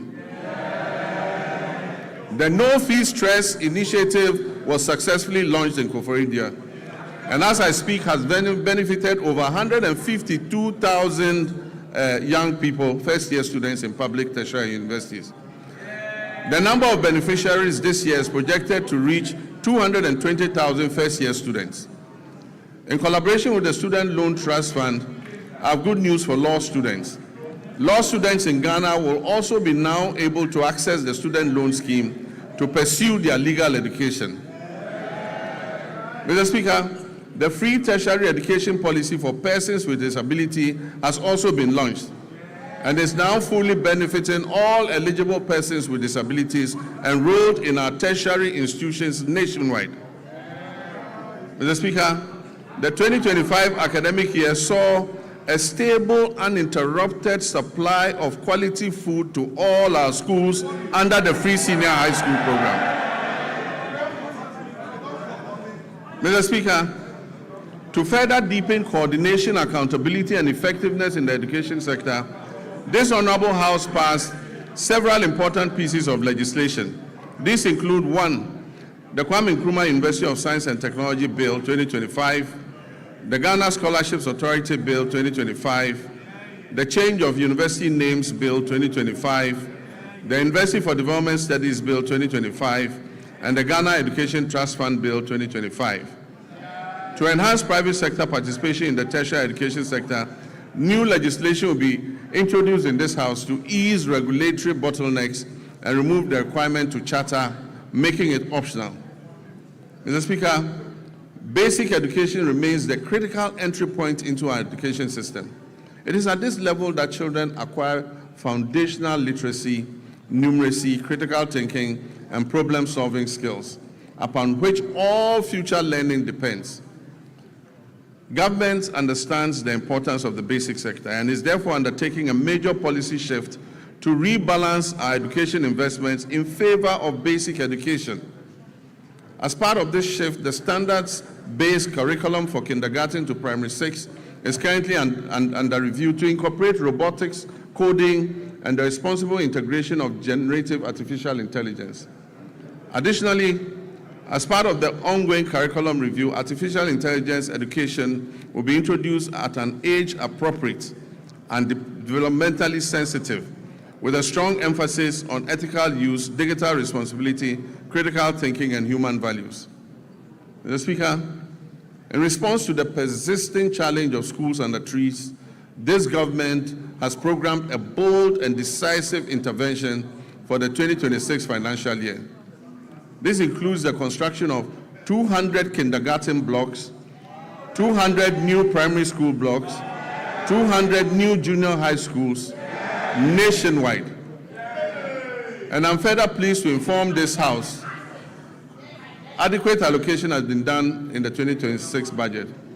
I'm further pleased to inform this House that the government has fully cleared all outstanding capitation grant arrears owed to the public basic schools, as well as clearing all outstanding arrears of BEC exam registration subsidies due to the West African Exams Council. For previous years, the legacy debts to West African Examinations Council have all been cleared. Mr. Speaker, education for learners with special needs is not only a moral right, but also a sound, pragmatic investment. And it promotes equity and strengthens social cohesion. In recognition of this, the amended Get Fund Act has established a dedicated, sustainable funding framework to implement free education for learners with special needs, beginning in the 2026 academic year. Government has also increased the daily feeding grant for students in public special schools from 8 cedis per day to 15 cedis per day. This significant increment reflects our resolve to address the unique nutritional and health needs of learners with disability. In addition, Mr. Speaker, we'll construct a modern state-of-the-art special needs school in Ho in the Volta region, and we'll rehabilitate and upgrade the existing special needs schools in Okropong, Ekwapim, in fulfillment of our pledge also to provide free sanitary pads to schoolgirls as part of efforts to improve menstrual hygiene and reduce absenteeism among female learners. A total of 12.2 million packets of sanitary pads were distributed to girls in public schools across the country in 2025. Mr. Speaker, we allocated in this year's budget 292.4 million Ghana cedis to sustain the free sanitary pad initiative. This commitment aims to remove gender-specific barriers to education and ensure that no girl's education is interrupted due to challenges related to her menstrual hygiene. Mr. Speaker, as part of efforts to decongest senior high schools and increase access and ensure parity in educational opportunities, government is going to convert and upgrade 30 Category C secondary schools to Category B, and convert and upgrade 10 Category B schools to Category A. In addition, facilities in Category A schools are going to be upgraded and expanded to be able to take in more children. Technical and vocational education and training remain a critical pillar of our strategy to address youth unemployment and accelerate skills development. Government will construct 6 brand new regional TVET centers of excellence across the country to equip our young people with practical, industry-relevant skills aligned with the demands of the evolving job market. We're also undertaking a review of the national curriculum to align with the OECD Future of Education and Skills Framework. This will make TVET education more adaptive and resilient. Mr. Speaker, to expand access to higher education and support balanced regional growth and meet the rising demand for quality tertiary education, we've entered international partnerships to establish 2 new public universities, one in Kentapor in the Bono East region, another in Jasikan in the Oti region. I'm happy to announce also that a grant has been sourced from China to establish a new public university in Damangu in the Savannah region. Mr. Speaker, technical universities play a critical role in closing the skills gap and reducing youth unemployment by delivering high-quality, industry-aligned and practice-oriented training within a broader policy framework that stimulates labor demand. In this regard, government is going to establish 3 new technical universities to strengthen skills development, enhance innovation, and support national industrialization efforts. Mr. Speaker, the Teachers Housing Initiative is a joint effort involving district assemblies, Common Fund, Get Fund, NATS, and JESOPs. And the aim is to build 50,000 housing units for teachers. This initiative is called the Teacher Dabre, maybe a Teacher Beda.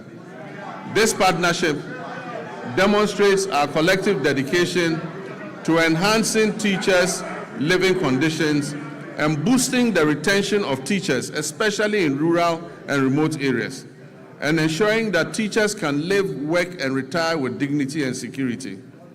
Mr. Speaker, by prioritizing equitable access and expanding infrastructure, we're investing in human capital and laying the foundation for a Ghana where every child can learn, grow, and succeed. Mr. Speaker, our health system. By January 2025, our health system was under severe strain. Aging and deteriorating equipment, stalled hospital projects amounting to 15 billion Ghana cedis in liabilities, and growing workforce pressures had weakened service delivery. Over the past year, donor support to our health sector declined sharply from 19% of our total health budget to just 2.2% today, creating an annual financing gap of more than 2.4 billion Ghana cedis. The withdrawal of support from programs previously financed by partners such as the USAID exposed the vulnerability in essential supplies and services, particularly in remote and underserved communities. Faced with these realities, my government chose to act decisively. In 2026, direct government funding for health will account for about 72% of our total health spending. This is up from 56.8% in 2023. Core health allocations have risen to GHS 23.3 billion, and with national health insurance resources included, total health financing now stands at 34.7 billion Ghana cedis. This reflects our clear commitment to domestic financing and health sovereignty. At the same time, we have faced the growing burden of non-communicable diseases.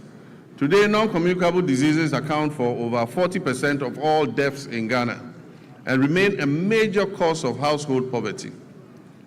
To address this, the government established the Ghana Medical Trust Fund, otherwise called Mahama Cares.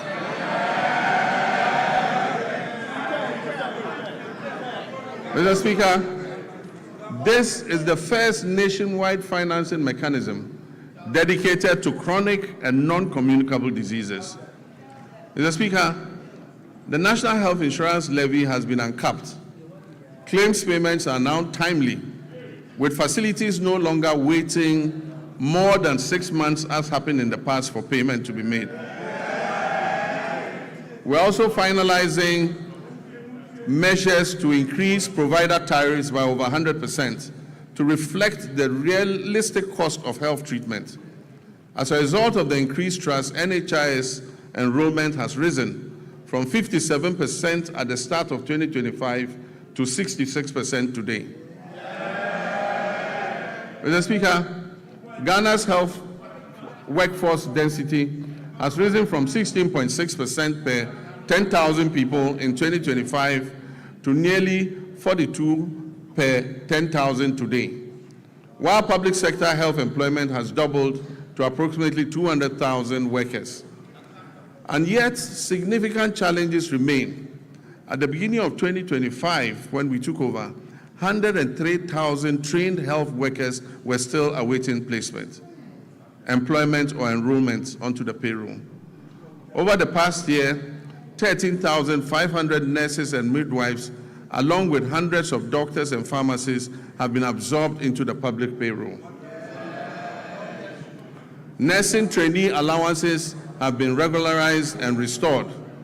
Application fees have been reduced, and the no-fee stress initiative introduced to ease access to training has been extended. Service conditions are being implemented to boost morale and retention. Looking ahead, government will expand recruitment and take necessary action to add more health workers onto the payroll. We will also correct the maldistribution of health workers through targeted incentives for health workers who agree to serve in underserved areas. Let me use this opportunity to appeal to our gallant health workers to accept postings to our underserved areas, seeing as it is a national call to duty, while we work to ensure that they have an enabling environment to do their work. Mr. Speaker, we'll also scale up specialist and advanced nursing training to match the country's changing disease profile. New post-basic nursing programs in cardiology, nephrology, endocrinology, and oncology will be introduced. While the two existing ones, emergency and critical care nurses, will be scaled up. At least 30 nursing training institutions will transition to competency-based degree curriculums, supported by new scholarship opportunities for PhD-level training for nurses and allied health professionals. Mr. Speaker, on health infrastructure, my government remains firm in its commitment not to abandon unfinished projects. We'll continue to retool facilities, strengthen emergency and disease surveillance systems, and ensure that health infrastructure is properly aligned with staffing, equipment, and financing. In 2026 budget, provision has been made to commence regional hospitals in Oti, Savannah, and the Western North regions. This will expand access to quality care. Aligned with the reset agenda, we're making strategic investments in local pharmaceutical and vaccine production. The government has allocated $50 million in seed funding to the National Vaccine Institute. And in 2025, a local manufacturer secured market authorization to produce snake venom antiserum right here in Ghana. We're also finalizing steps to implement an advanced market commitment to prioritize locally manufactured vaccines and pharmaceuticals in public procurement. Production of the tetanus diphtheria vaccine is expected to commence this year through a partnership with an Indonesian pharmaceutical firm. Disease control remains our priority in our country's immunization financing. We will strengthen immunization financing. In 2025, the vaccine budget for children and pregnant women was increased by 46%, exceeding the 171 million Ghana cedis. And this enabled Ghana to fully and promptly finance all its vaccines and reduce the risk of preventable outbreaks. In 2025, we also introduced the HPV vaccine to protect young women and girls against cervical cancer. Mr. Speaker, Ghana's HIV prevalence rate is estimated at 1.6%. And as I speak with you, there are about 350,000 of our countrymen and women living with HIV and AIDS.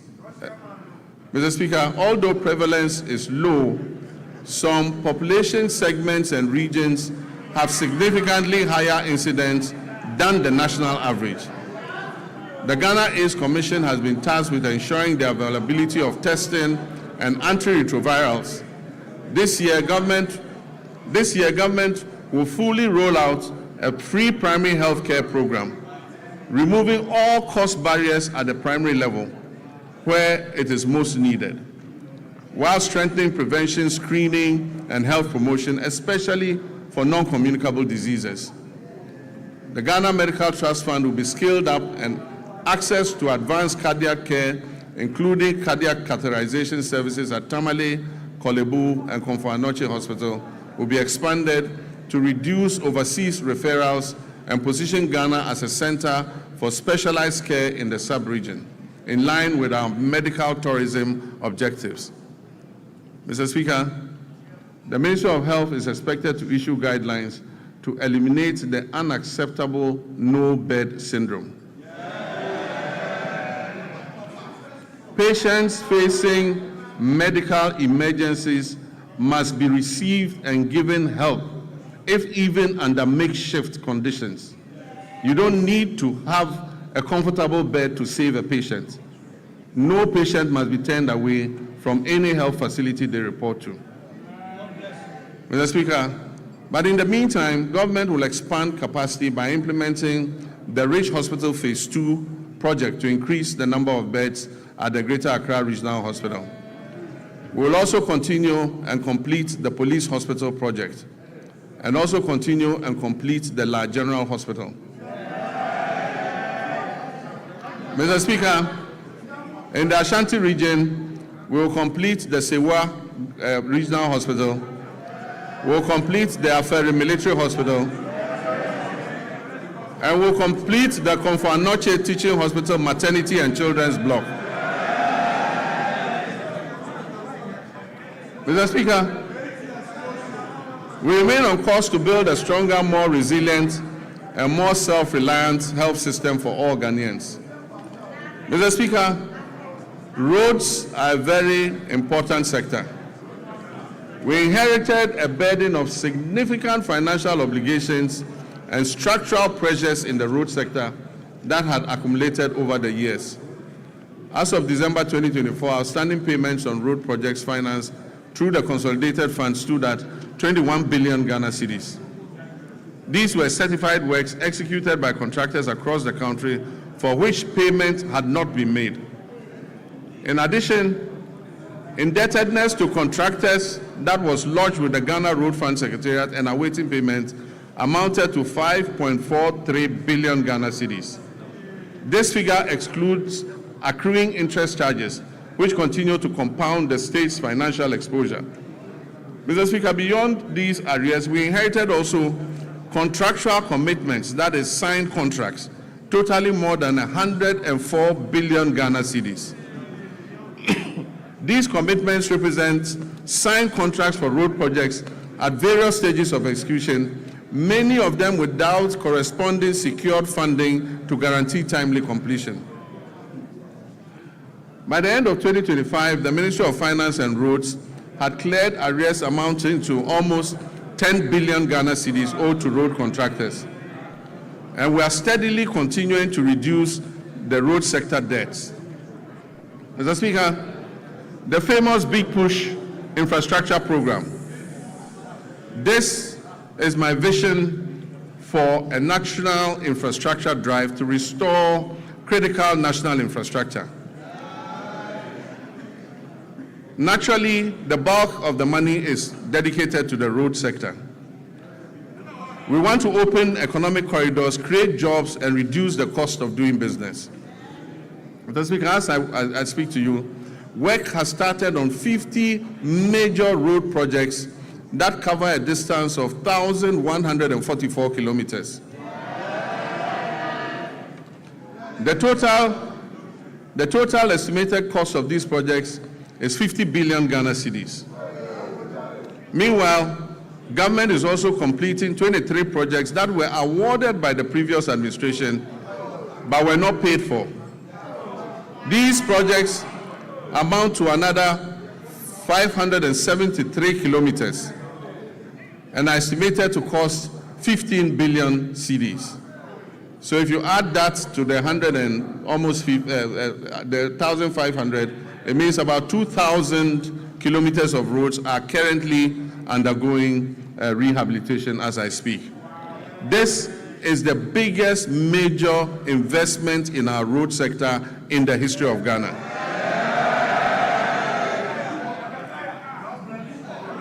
Across all 16 regions, 73 projects are advancing with significant visible progress expected by the end of the year. Some of these include Tepamaban-Goso, the Kumasi Bypass Road, Swami Interchange and Local Roads, Sunyani Outer Ring Road, Sampa Jinijini Road, Techima Nkonsia Winchi Road, dualization of Winneba Cape Coast Road, Kwau Tafo Adosu Road, Dodowa Afienya Dawenya, Bintiri Nakwanduri, Tamale Outer Ring Road, Winchi Sola, Sola Wa, Bole Chache, Bole Town Roads, Navrongo Tumu, Tumu Han Lora, Atimpoku Ho, Ho Denu, dualization of Accra Aflao, dualization of Cape Coast Akrade, Dadieso Akontombra, to name just a few.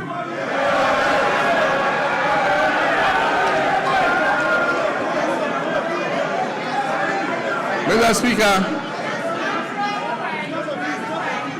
other feeder roads are Akosombo Jakiti Kudikope, Yeniam Junction Sedom, Apegusum Pakadan, Todome to Palime Gemini Road.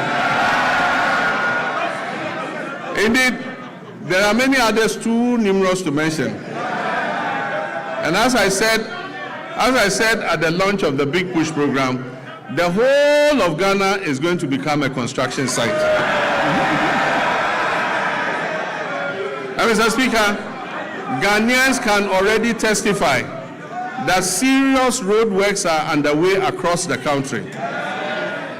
Mr. Speaker, the Accra-Kumasi Expressway will be a 198.7 kilometer, 6-lane high-speed motorway. This expressway is designed to connect Ghana's two largest cities, Accra and Kumasi, and it will reduce the traveling time between Accra and Kumasi to approximately 2.5 hours. Mr. Speaker, this new alignment will have 8 interchanges and will be Ghana's first true expressway. And so government has established the Accra-Kumasi Expressway Limited, which is a subsidiary of the Ghana Infrastructure Investment Fund, as the concessionaire that will be mandated to design, to finance, construct, operate, and maintain the expressway, with the Ministry of Roads and Highways as the contracting authority. The project delivery is structured as a long-term concession of up to 50 years.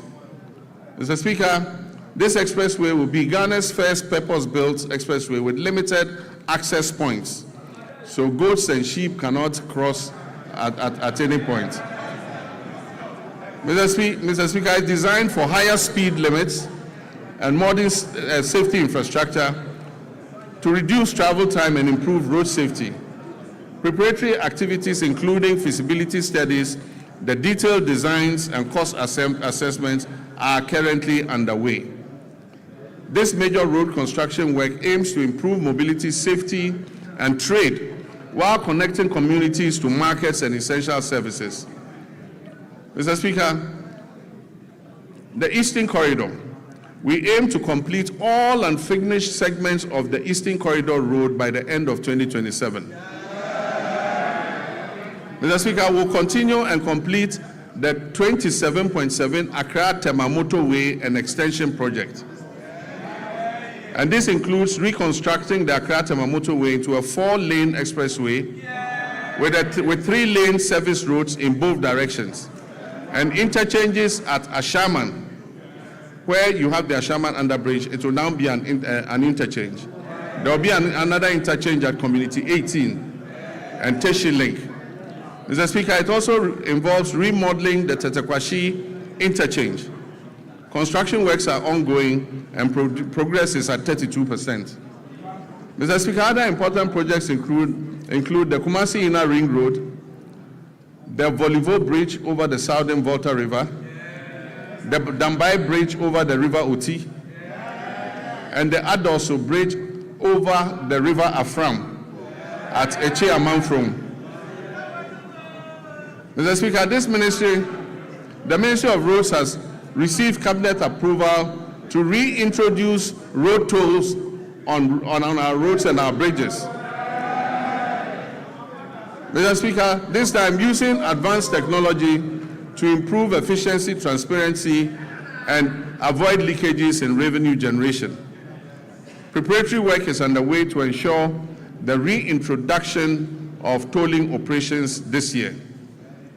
Mr. Speaker, there is no doubt that an effective and efficient transport system is integral to any economic development plan. So to improve public transport services in the country, government is supporting Intercity SCC Coaches Limited, Metro Mass Transit Limited, and the private road transport operators to renew their fleets. Currently, a total of 300 buses have been procured to improve road transport. The initial batch of 100 buses is scheduled to arrive in the country by the end of the first quarter of this year. Mr. Speaker, in fulfillment of my pledge to re-establish a national airline, a 10-member task force established to oversee this initiative has submitted a business model and operational framework to guide the selection of a strategic partner for the new national airline. And this new national airline will take off soon, inshallah. Mr. Speaker, passenger traffic handled by the Ghana Airports Company increased to 3.625 million passengers in 2025. This was an increase from 3.4 million in 2024. In response to the rising passenger traffic and congestion at the Accra International Airport's new Terminal 3, we are remodeling Terminal 2 into a dual-purpose facility to serve both domestic and international flights. So when the remodeling of Terminal 2 is finished, all the domestic flights and some of the international flights will be moved to Terminal 2 so that we ease the congestion on Terminal 3. This will improve operational efficiency and enhance the overall passenger experience. Mr. Speaker, Accra's Terminal 3 remains amongst the best in Africa. A new concourse will link Terminal 2 and Terminal 3 so that passengers arriving in Terminal 2 and having to move to Terminal 3 won't have to come out and walk. They'll go through the concourse. Mr. Speaker, Terminal 3 is going to be supported by a new 7-story floor car park. It will also have an airport hotel and retail amenities to service the passengers. Mr. Speaker, runway expansion and overlay is currently being undertaken to strengthen the Accra International Airport's runway. Mr. Speaker, we will also begin work on new regional airports in Sunyani, in Bolgatanga, and Wa. In Sunyani, the current location of the airport is not appropriate to extend the runway, and so we have to move and build a new airport at a different location. Bolgatanga, the site has been acquired and work will commence. Wa also, we have to move the airport from where it is because it almost intersects the road and the airport slopes upwards, making it inappropriate for air travel. Mr. Speaker, we are also reverting the airport in Accra, the international airport in Accra, to its original name, the Accra International Airport. Even though NLC Decree 129 was passed, no effort or nothing was done to effect the clause in the decree that said that the airport should be renamed after Kotoka. So in all international records in ICAO and IATA, that airport in Accra, the international airport, remains named Accra International Airport. Mr. Speaker, we are working to fully operationalize the Tema-Mpakadang rail line to maximize passenger and freight traffic between Tema and the north using the Volta Lake waterway. The Western and Eastern railway lines will continue to be modernized in partnership with the private sector. These projects are aimed to support the efficient transport of container and bulk cargo to and from our ports, as well as to facilitate the efficient haulage of minerals from mines in Usuta, Awaso, and Yinehing to the Takrady port, while also providing passenger transport along the respective rail corridors. Mr. Speaker, as part of the 24-hour economy initiative, a new 24-hour operation has started at Tema Port, allowing access to port services around the clock. This development enables importers to clear their goods at any time, significantly easing congestion at the terminals like the transit terminals, the reefer terminal, and the Golden Jubilee terminal. The initiative brings together customs, banking, and other relevant agencies to enhance efficiency, low transaction costs, and boost Ghana's competitiveness as a major trade hub. Cabinet has reviewed the designs and feasibility study for the Keita Port and directed the Ghana Ports and Harbours Authority to present an action plan and a roadmap for the realization of the project at the earliest possible time. Mr. Speaker, the Driver and Vehicle Licensing Authority, as part of its expansion efforts, has established a new operational office at Adenta Bus Terminal in Accra. If you need any service in the night from DVLA, go to Adenta. There's an office open there day and night. Mr. Speaker, this modern facility operates around the clock, providing continuous service to improve accessibility and convenience for our motorists in Adenta municipality and the whole general Accra area. Mr. Speaker, communications is important, and under the Rural Telephony and Digital Inclusion Project, implemented through the Ghana Investment Fund for Electronic Communications, GIFEC, we extend voice and data connectivity to unserved and underserved communities. We've targeted the construction of 2,016 cell sites all over underserved and unserved communities.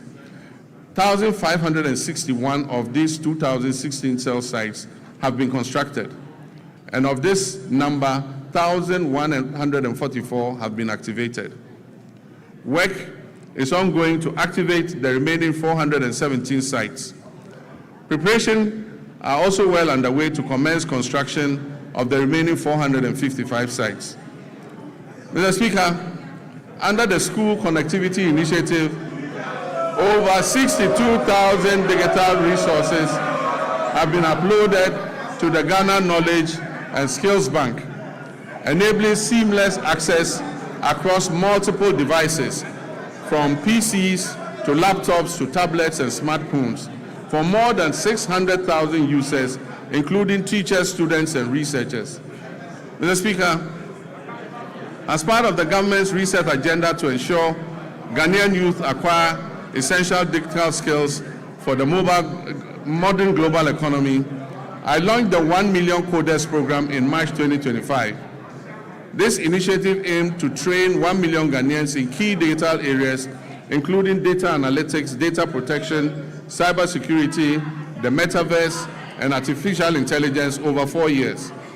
Phase 1 of the program, that is the pilot phase, saw hundreds of trainees complete their training programs in person across 4 training centers that were established in Accra, Kumasi, Sunyani, and Bolgatanga. Mr. Speaker, Phase 2, which will include virtual sessions, is set to commence this year, with expanded training centers and an increased number of beneficiaries, we project that 400,000 young Ghanaians will be trained this year. And this will build up to the numbers approaching 1 million. Mr. Speaker, the fight against corruption has remained a defining priority of my government and represents a central pillar of our commitment to good governance and accountability and the prudent management of public resources. Mr. Speaker, we've made progress through strengthening collaboration among law enforcement agencies, financial intelligence institutions, and prosecutors. These efforts have led to initiation of criminal proceedings and asset forfeiture proceedings against some individuals and entities implicated in financial crimes against the state. But yes, I agree with the sentiments of Ghanaians that we must press harder on this accelerator. As of December 2025, IOCO has recovered more than 600 million Ghana cedis. The office has investigated 462 cases, with 15 currently under prosecution. It has dismantled transnational carjacking syndicates and has recovered 29 luxury vehicles that were stolen. Mr. Speaker, the government remains resolute that corruption will not be tolerated, regardless of status or political affiliation. The Attorney General's office will continue to use both criminal prosecution and non-conviction-based assets recovery mechanisms to ensure that stolen public resources are returned for national development. Mr. Speaker, I understand that a large majority of Ghanaians are impatient to see those who abuse their public trust in office held to account. Mr. Speaker, there were periods when, under military regimes and unconstitutional governments, extrajudicial means could be used to exact retribution against persons perceived as corrupt or who had abused the mandate given to them by the people. Mr. Speaker, this may have appeared as swift justice, but many regrettable excesses were recorded. In 1992, we overwhelmingly adopted the 1992 Constitution to accept governance by the rule of law. On 7th January, when I swore the oath of office before the people of Ghana, I swore to uphold the 1992 Constitution. I may be as impatient as everyone else to see justice done, but painstaking investigations must be conducted. Dockets must be prepared, charges must be filed, and the accused must have their day in court, including appealing, even on the smallest point of law, to higher courts. This process is necessary to protect us all against abuse or ill treatment of citizens, and to ensure that only those guilty of offenses against the state are punished. As President Mills of blessed memory said, he said, and I quote, "The wheels of justice grind slowly, but they grind exceedingly fine." Mr. Speaker, let me reassert my determination to uphold the accountability of public office holders to the people of Ghana. We have laid the Public Officers Code of Conduct Bill before Parliament. This bill codifies the conduct of public officers and makes breaches thereof punishable. I wish at this juncture to thank His Lordship, the Chief Justice, for establishing additional specialized high courts to address breaches identified in the Auditor General's report. Mr. Speaker, the Constitution review process was conducted in a transparent and consultative manner, drawing on input from constitutional experts, civil society organizations, traditional authorities, religious leaders, political parties, and the general public. The review committee has submitted its comprehensive report containing detailed proposals to amend the Constitution to address identified weaknesses and make it more welfare enhancing. Mr. Speaker, the Attorney General's office is working closely with relevant stakeholders to translate the recommendations into implementable legal and constitutional proposals, which will be presented to this August House in accordance with constitutional procedures. Mr. Speaker, illegal mining continues to pose a grave threat to our environment, water bodies, public health, and national security. Mr. Speaker, prosecution of persons engaged in illegal mining has been intensified, with a renewed focus on dismantling organized criminal networks behind galamsey operations, rather than targeting only the little fish, low-level offenders. Mr. Speaker, in all these galamsey operations, there are big fish who never get caught. Mr. Speaker, in total, over 114 case dockets involving hundreds of accused persons are pending in various courts across the country, particularly in towns and villages that are prone to illegal mining. Specialized prosecutorial teams have been deployed to fast-track illegal mining cases, ensure the effective presentation of evidence, and pursue the confiscation and forfeiture of equipment and proceeds used in or derived from illegal mining. Mr. Speaker, when it comes to gender and social protection, my government will continue to ensure gender equality and equity, promote the welfare and protection of children's rights, and empower the vulnerable, the aged, and persons with disability for sustainable national development. Work is well advanced on the Women's Development Bank, for which a total of 401 million Ghana cedis has been allocated in the 2026 budget. The coming months will see a full rollout of this monumental policy to empower Ghanaian women and women-owned businesses economically and financially.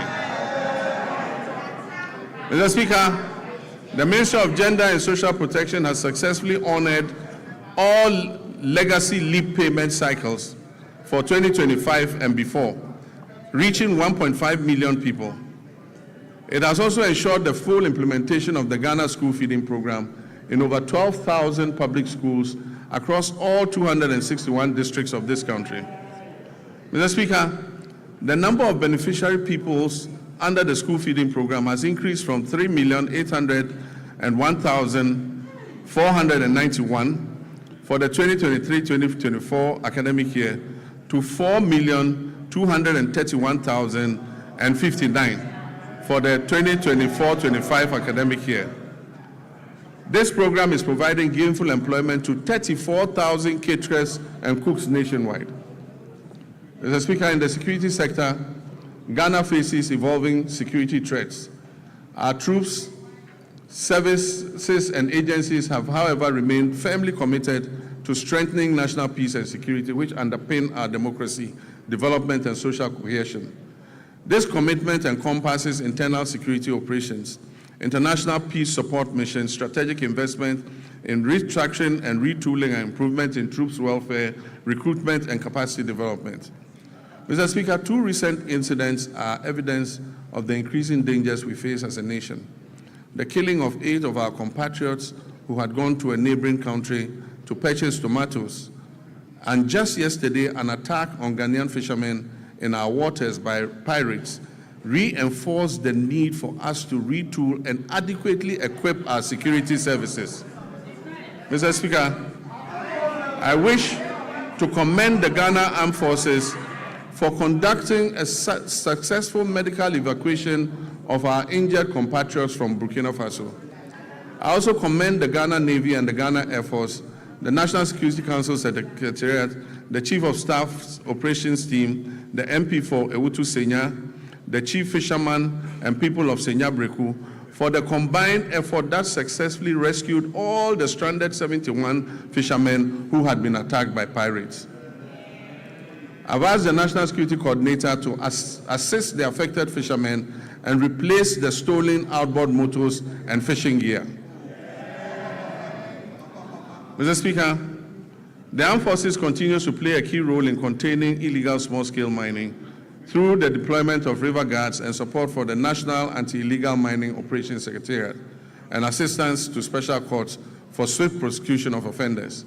Mr. Speaker, during the year, the Ghana Armed Forces had 2,119 troops with requisite equipment deployed in various peacekeeping missions, reinforcing Ghana's reputation as a dependable and professional contributor to international peacekeeping operations. While Ghana continues to maintain an enviable reputation in international peacekeeping, we must note that many of these peacekeeping theaters where we have operated are winding down due to reduced budgets for UN peace support operations. And so as our troops return home, we must create opportunities for them to train, to remain active, and stay engaged.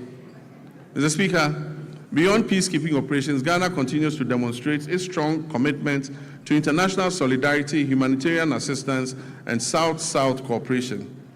In December 2025, the Ministry of Foreign Affairs, in conjunction with the Ministry of Defense, deployed 54 personnel from our 14 Engineers Brigade to Jamaica to support that country with national reconstruction efforts following the devastation that was caused by Hurricane Melissa, which claimed over 40 lives. In recognition of the scale of the recovery effort and the good work our soldiers were doing in reconstructing the houses in Jamaica, government approved a request from the government of Jamaica asking us to extend the mandate of our soldiers there for another 90 days, which we approved. Mr. Speaker, to further improve operational readiness, the government will continue to invest in vital defense infrastructure and retooling. The construction of a forward operating base at Libo, situated along the Western Maritime Corridor, is ongoing. This facility aims to boost maritime surveillance and better protect offshore oil and gas installations. The Northern Border Security Project, initiated to counter terrorism and transnational crime, is advancing decisively. This project constitutes the first line of defense against any infiltration and extremist threats coming from the Sahel, and it would significantly strengthen the surveillance of our northern border. Plans are well advanced to establish 2 new military barracks in Ejumako in the central region and in Dambai in the Oti region to address emerging security concerns and strengthen the presence of the state in these areas.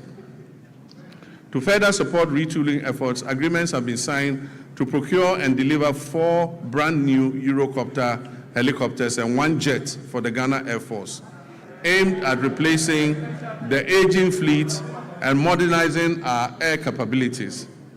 The Ghana Armed Forces is carrying out a thorough overhaul of previously grounded aircraft, which involves replacing essential components and bringing them back into service. This aims to quickly restore their operational readiness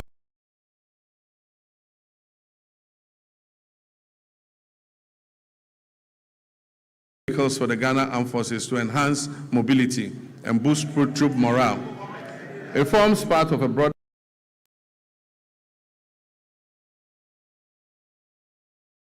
underway to acquire 2 brand new offshore patrol vessels, armored personnel carriers, protective gear, ammunition, vehicles, and strategic drones and advanced communication systems to enhance the operational capability of the Army, Navy, and Air Force. We will also continue to prioritize human capital development within the armed forces.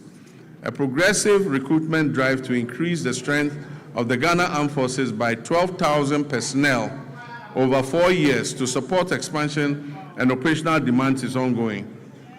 In line with the government's reset agenda, the recruitment process has been decentralized to regional capitals, with selected recruits reporting directly from their regions to training schools, marking a significant shift from the previous Accra-centered system. Mr. Speaker, on a very solemn note, I wish to express my condolences to the families of 6 of our young daughters who died during the stampede at the Elwak Stadium. May their memory be blessed and may they rest in perfect peace.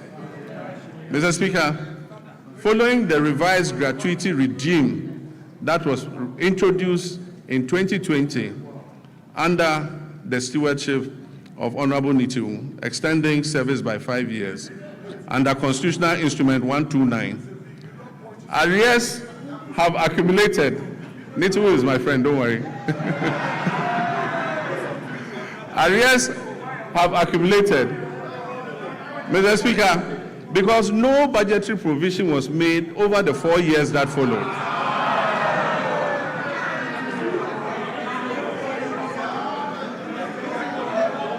Afenyo, when we all leave politics, I and Nituwol are going to the same place in the north. You go to Winneba.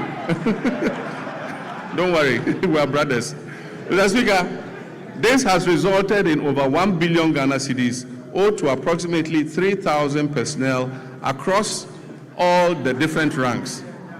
As part of our commitment to fairness and the resolution of long-standing legacy issues, the government will soon commence payments of gratuity arrears under CI 129. Honorable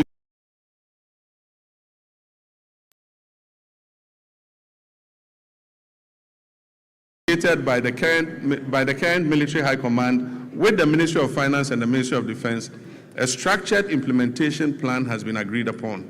This will bring closure to the issue that has been outstanding since 2020, and it will ensure that affected personnel receive their rightful entitlements.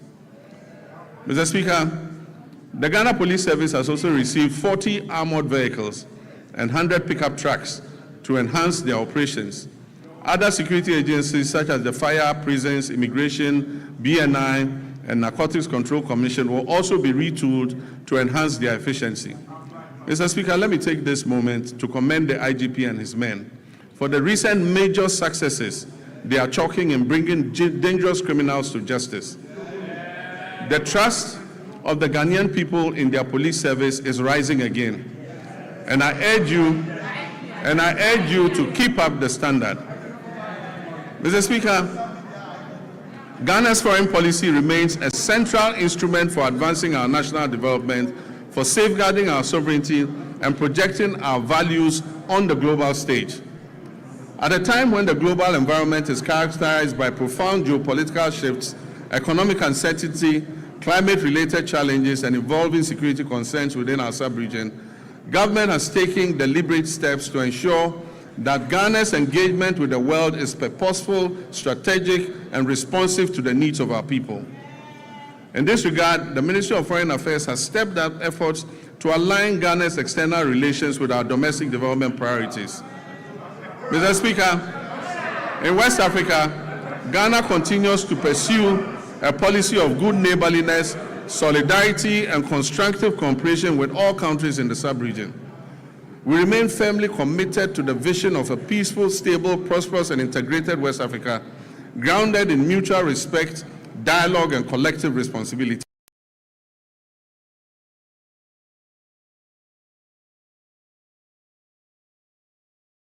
Particularly following their withdrawal from the Economic Community of West African States, ECOWAS. Ghana believes that continued dialogue and cooperation are indispensable to regional stability, and that disengagement only deepens our collective vulnerabilities. At the continental level, Ghana continues to play an active, principled, and forward-looking role in advancing the African Union's strategic priorities. Today, Ghana currently holds the following prestigious positions. We are AU champions on reparations. We are AU champions for African financial institutions. And Ghana is also the AU champion for gender equality and women's empowerment. Mr. Speaker, I'm humbled by my election as the first vice chairperson of the African Union at the 39th ordinary session of the AU Assemblies of Heads of State and Government held recently in Addis Ababa, Ethiopia. Mr. Speaker, it is also gratifying to note that my colleague leaders in West Africa have declared me, John Dramani Mahama,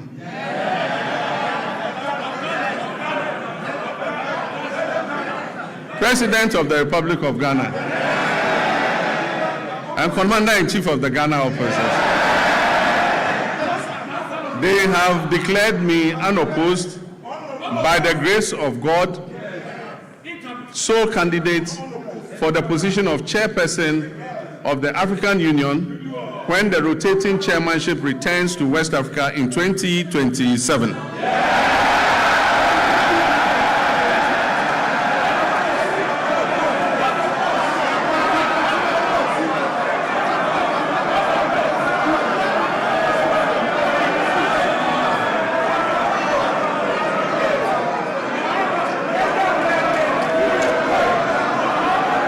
Speaker,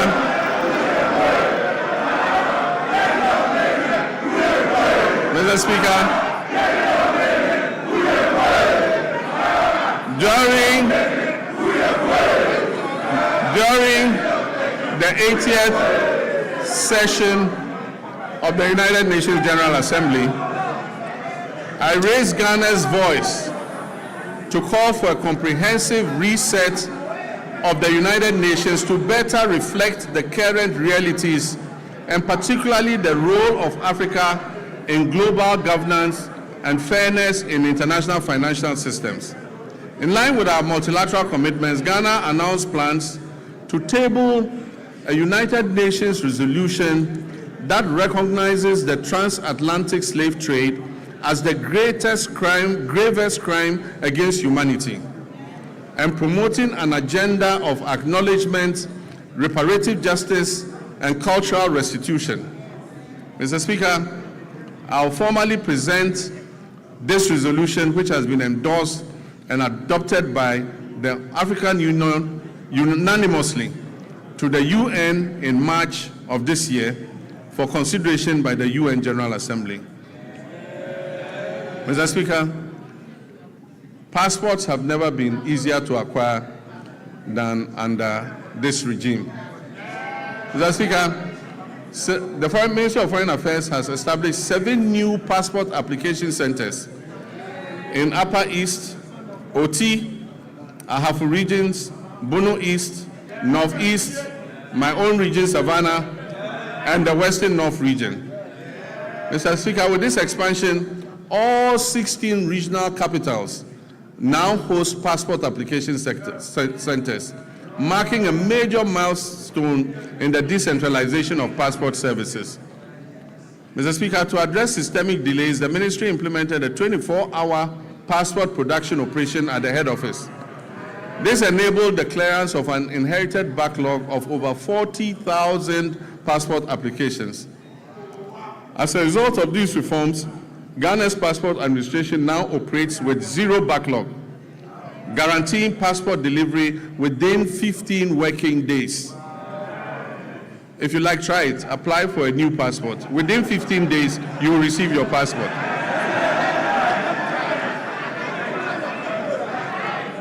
Mr. Speaker,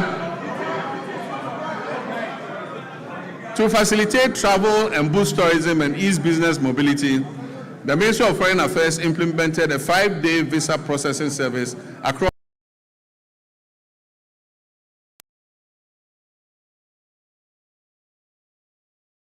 Currently, significant progress has been made in the design and procurement phase of a national e-visa platform with a targeted rollout plan for 2026. This means if you apply for visa, you apply online and the visa is approved online. You don't need to go to the Ghana embassy to apply. Ghana has also secured new visa waiver agreements with 11 countries to facilitate people-to-people exchange. It means for those 11 countries, Ghanaians don't need passports to go there. You just jump on the plane and appear there, and they'll allow you in. Mr. Speaker, to highlight Ghana's ongoing commitments to international solidarity, we made humanitarian donations to Jamaica, Cuba, Sudan, and Palestine to support disaster relief and conflict-related crises. These donations amounted to millions of cedis and included food, medicine, clothing, cocoa products, blankets, and mattresses, and plastic buckets.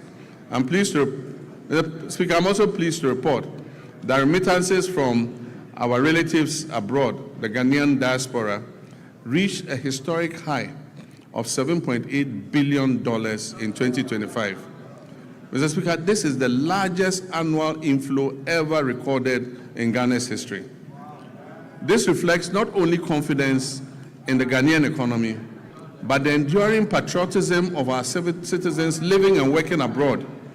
Mr. Speaker, these remittances they bring back home support households, they finance education, they build homes, they provide seed money for businesses, and best of all, they stabilize our foreign exchange position. In many respects, our diaspora has become one of the country's most reliable development partners. Without contracts, conditionalities, or fanfare, they are easily one of our most reliable development partners. We must intentionally ensure that citizenship, rather than place of residence, determines one's right to serve the Ghanaian Republic.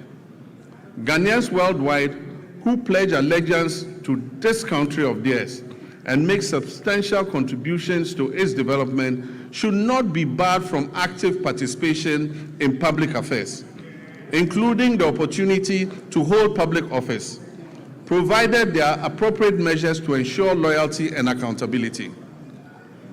Mr. Speaker, I'm personally in support of the bipartisan bill currently before this House, seeking to address this matter.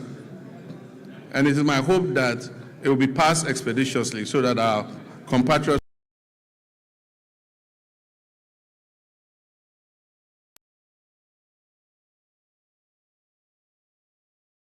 we're trying to achieve.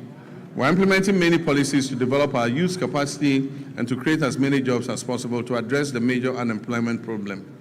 All our youth activities and job creation programs are ongoing. In 2025, 10,887 young people were trained in entrepreneurship programs and job creation under the Ejumawura program. In 2026, an additional 10,000 young people will receive similar support under the program. The National Apprenticeship Program onboarded 14,000 young apprentices during the pilot phase, and they have started receiving their start-up kits after passing out successfully. Training is ongoing across the regions, and when completed, the trainees will be certified by the Commission for TVET to facilitate their access to employment. Mr. Speaker, this year the target for the National Apprenticeship Program has been increased from 10,000 to 100,000 young people, offering many more young people the opportunity to acquire the skills needed for sustainable development. And as I said, when they pass out, they are given a certificate by TVET to show that they have passed out and have the skill in whatever they learned.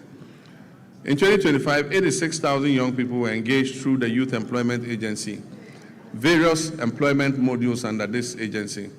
This year, I've directed the Ministry of Youth Development and Empowerment as a matter of urgency to review all the youth employment modules under the YEA to reduce duplication and ensure value for money. This is important so that we can channel the resources to the advantage of the teeming youth who are waiting for opportunity. Mr. Speaker, the National Service Authority has signed an MOU with the Ministry of Defense to commence military training for 10,000 national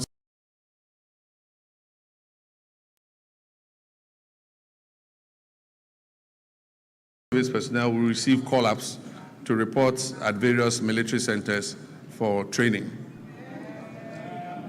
Mr. Speaker, this was a program initiated by our late Minister for Defense of Blessed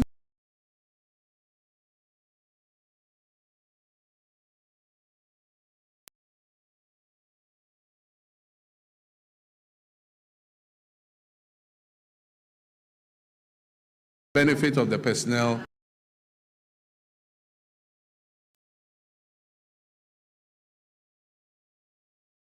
in Ghana's trade and agribusiness and industrial sectors to boost our competitiveness in export markets, encourage value addition, and generate employment for Ghana's large youth population. My recent visits with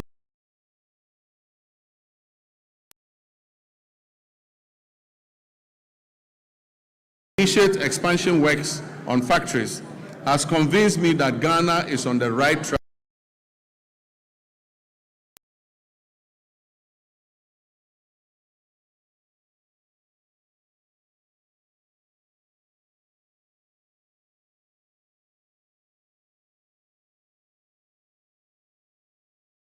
First step, we are collaborating with private sector to establish 3 new garment factories in Eastern Region, Central Region, and Bono East Region.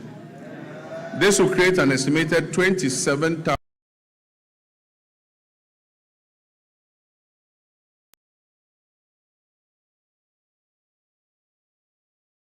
strategic investors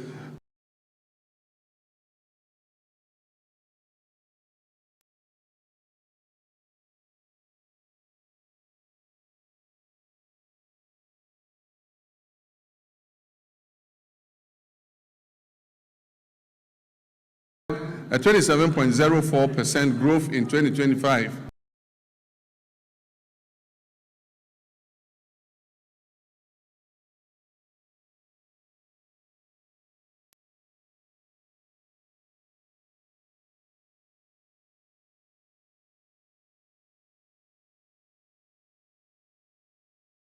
Export sector.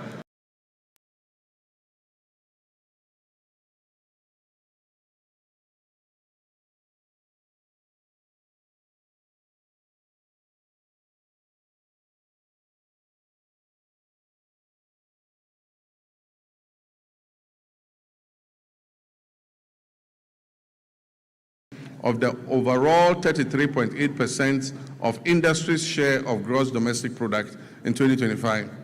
It emerged as the leading contributor within the industrial sector. The sector generated export earnings of approximately 15.25 billion, accounting for 65.37% of Ghana's total export receipts, out of a total of 23.3 billion. Mr. Speaker, the abolition of value-added tax on mineral exploration activities is expected to significantly reduce upfront costs for investors, improve project economics, and stimulate increased greenfield and brownfield explorations across the country. The fight against galamsey remains complex and demands a multi-dimensional response that integrates strong enforcement, the application of technology, sound regulation, and active community participation. The Ministry of Lands and Natural Resources, in collaboration with the Ministry of Transport and Ghana Revenue Authority and the Ministry of Finance, has registered 1,808 pieces of earth-moving equipment at the ports, of which 1,033 have been fitted with trackers and are being tracked. The protection of our water bodies and forest reserves is ongoing with the deployment of 1,634 blue water guards across Western North, Savannah, Upper West, Bono, Eastern, Ashanti, Central, Volta, and Northern regions. This nationwide deployment aims to strengthen surveillance, improve rapid response, and enhance on-the-ground enforcement against illegal mining activities that threaten critical water bodies, forest ecosystems, and livelihoods. Mr. Speaker, NIMOS will maintain regular coordinated operations across all 21 identified hotspots to prevent re-entry of illegal miners into these reserves. While temporary deployments yielded positive results, they proved insufficient for sustained enforcement. Mr. Speaker, in the works housing and water subsector, these are vital pillars of Ghana's national development, shaping sustainable livelihoods through reliable water supply and affordable housing that enhance citizens' well-being. Sea defense works are ongoing. We've successfully completed works at Komenda, Ningo Pram, and Elmina.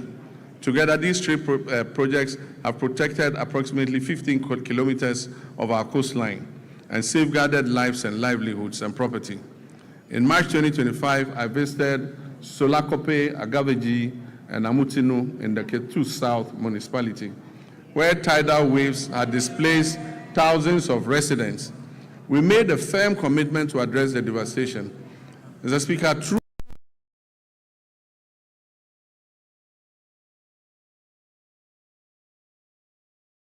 the contract, and in August last year, I officially cut short to commence the project.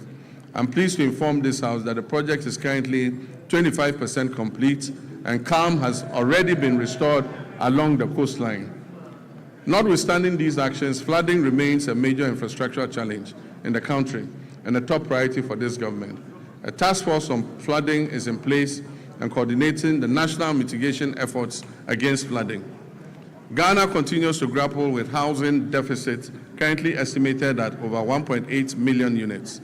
Some significant strides have been made in the housing sector. In line with government's earlier commitments to complete all ongoing housing initiatives, we have successfully concluded the joint venture arrangement which we inherited for the completion of the Saglemi housing project. The Attorney General is reviewing all related documentation to finalize and commence the project. When these projects are finished, it will increase the number of housing stock available. The TDC in Ghana is also steadily advancing work on 800 housing units under the Akpong Affordable Housing Project at Tema Community 26. To position TDC Ghana as a key player in Ghana's housing industry, I performed a sword cutting ceremony last year for what they call the Oxygen City Housing Project in Ho of all places. That project seeks to address Ghana's housing deficit by developing 1,000 affordable housing units. We've also continued with our resettlement housing efforts for the victims of the Akosombo Dam spillage, with 251 of the planned 1,010 housing units in critical housing zones already under construction. Collectively, these initiatives demonstrate government's continued resolve to expand access to affordable housing, strengthen urban planning, and provide relief to affected communities. Mr. Speaker, renewable water resources are estimated at about 54 billion cubic meters, with over 70% derived from the Volta River, which is shared among 6 riparian nations. We're implementing key interventions to expand and improve water services nationwide.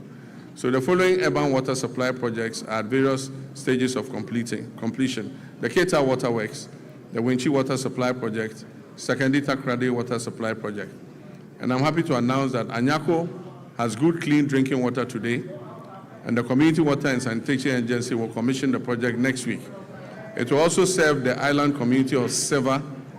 We will begin preparatory work on the Damango and Sunyani water supply expansion projects and seek to finalize all financing arrangements for other water supply projects in Tamale, Yendi, Techiman, and Takwa. Mr. Speaker, the Danish government has allocated grant support to improve water supply services in low-income and high-density areas in Wa and Bolgatanga, aiming to address water challenges and provide relief to vulnerable populations. Mr. Speaker, the following rural water supply projects are ongoing: Asankregwa, Sehuyoso, Duadaso, Kwemandamfa, Goso, Dwabing, Aveime, and Edumbamso. To strictly follow the resetting agenda and secure sufficient funding, the Ministry of Finance has allocated 6.3 billion Ghana cedis to the District Assembly's Common Fund. This amount covers 4 quarters of the 2025 fiscal year, and it has been allocated to all 261 metropolitan, municipal, and district assemblies to execute their activities outlined in the medium-term development plans and annual action plans. Mr. Speaker, out of the amount, a total of 4.8 billion has been disbursed for all MPDAs. The 4th installment is being processed and will be disbursed soon. Mr. Speaker, all members of this House will agree with me. All members of this House will agree with me that the flow of resources to the district assemblies is unprecedented.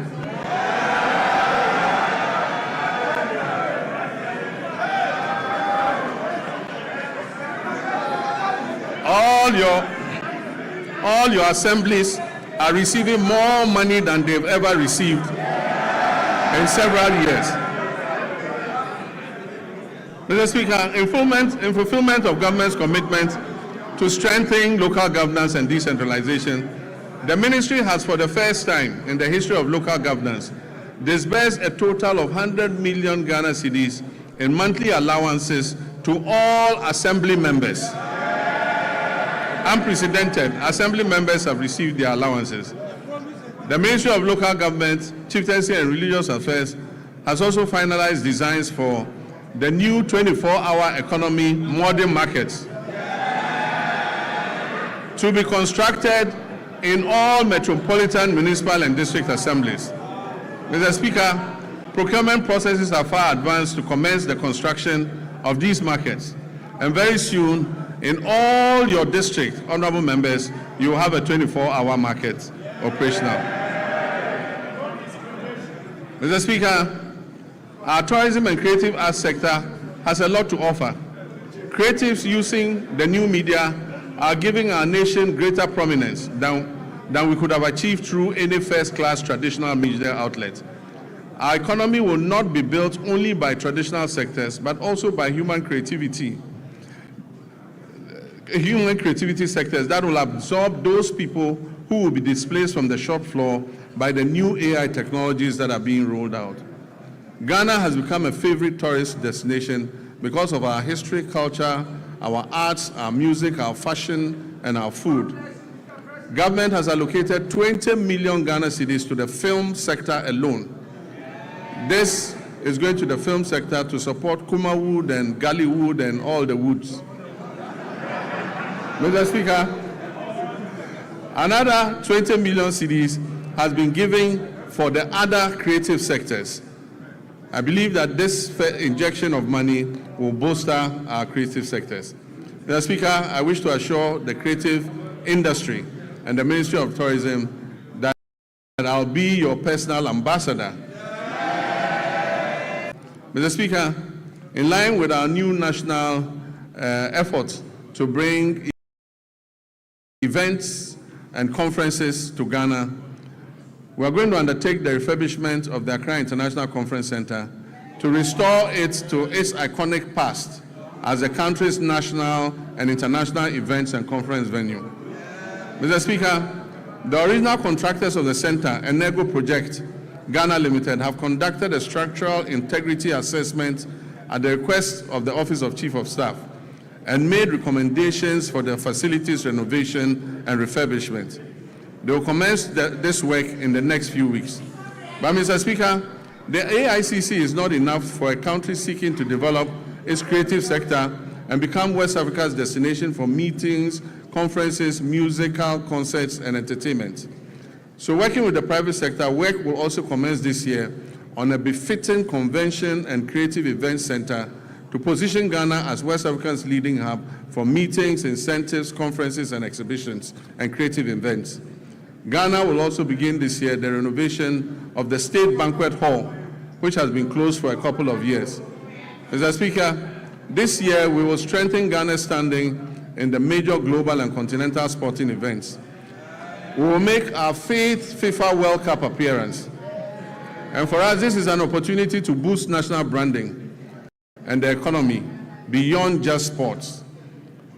Mr. Speaker, supporters and other people interested in going to support the team would have to submit a visa request to the American Embassy.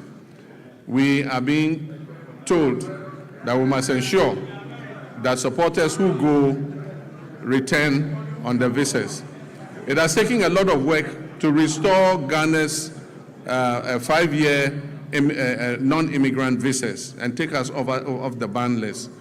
It is my hope that this event will not send thousands of Ghanaians to America and get us back on the ban list. Mr. Speaker, the Black Queens will compete at the 2026 African Cup of Nations, Women's African Cup of Nations, building on their bronze medal finish in Morocco. At the youth level, Ghana will participate in the 2026 Youth Olympic Games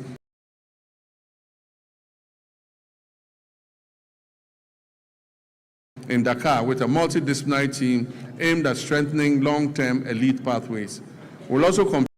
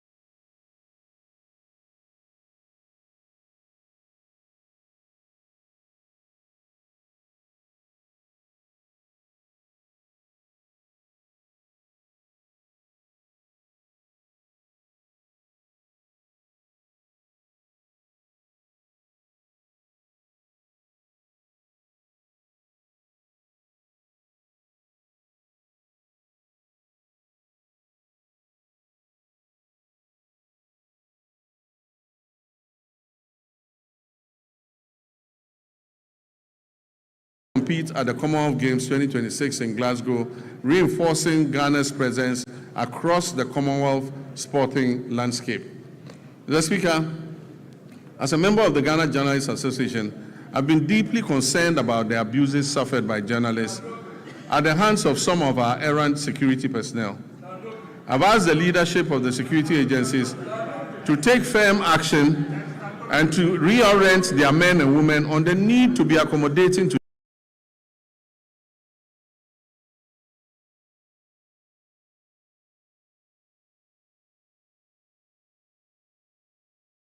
journalists who are only doing their job of keeping citizens informed.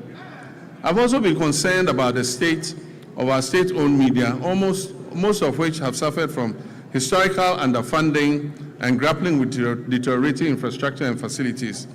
I recently toured these media houses to learn about their challenges at first hand, and we're currently putting together a revitalization plan to leverage their valuable assets and re-inject life into their operations. The reintroduction of the Media Development Fund is also being reconsidered to support the Ghanaian media. Mr. Speaker, as I conclude, during my recent trip to Zambia, we saw what a united Ghana can achieve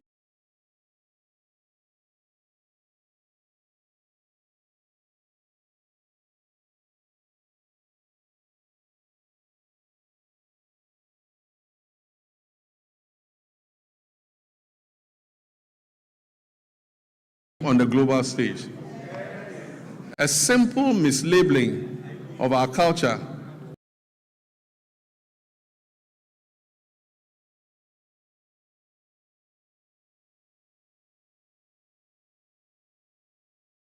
could have reduced us to a punchline. Instead, we moved with speed and confidence. We corrected the record. We turned what was supposed to be ridicule into reach. We turned confusion into connection. We turned what could have been a negative social media trend into a handshake of friendship with our Zambian brothers and sisters. Mr. Speaker, for most people, that episode was just a fleeting social media frenzy. Yet it served a greater purpose. It showed a nation that understands its brand equity. It showed citizens aligned around a common identity. It showed a country that knows who we are and refuses to be defined by others.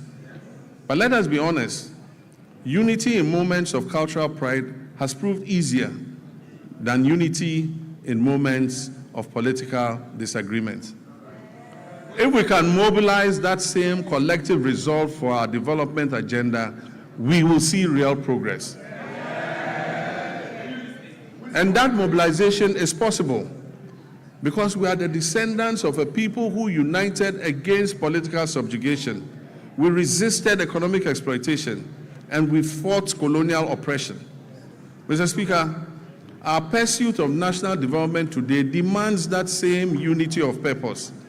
We must reject misrepresentation and distortion that detract from our collective progress. We must guard our development as firmly as we guard our cultural identity. We must act as one people with one purpose. Mr. Speaker, in public life, there is a simple maxim we're all very familiar with, and it says that the buck stops with the president. Mr. Speaker, I not only agree with this. Every day I hold office of president, I live by that statement that the buck stops with me. The ultimate responsibility for the direction of this nation rests with the office that I hold, and I'll never shirk that duty. But nation building is not merely a question of who provides the strategic direction and who bears the final responsibility.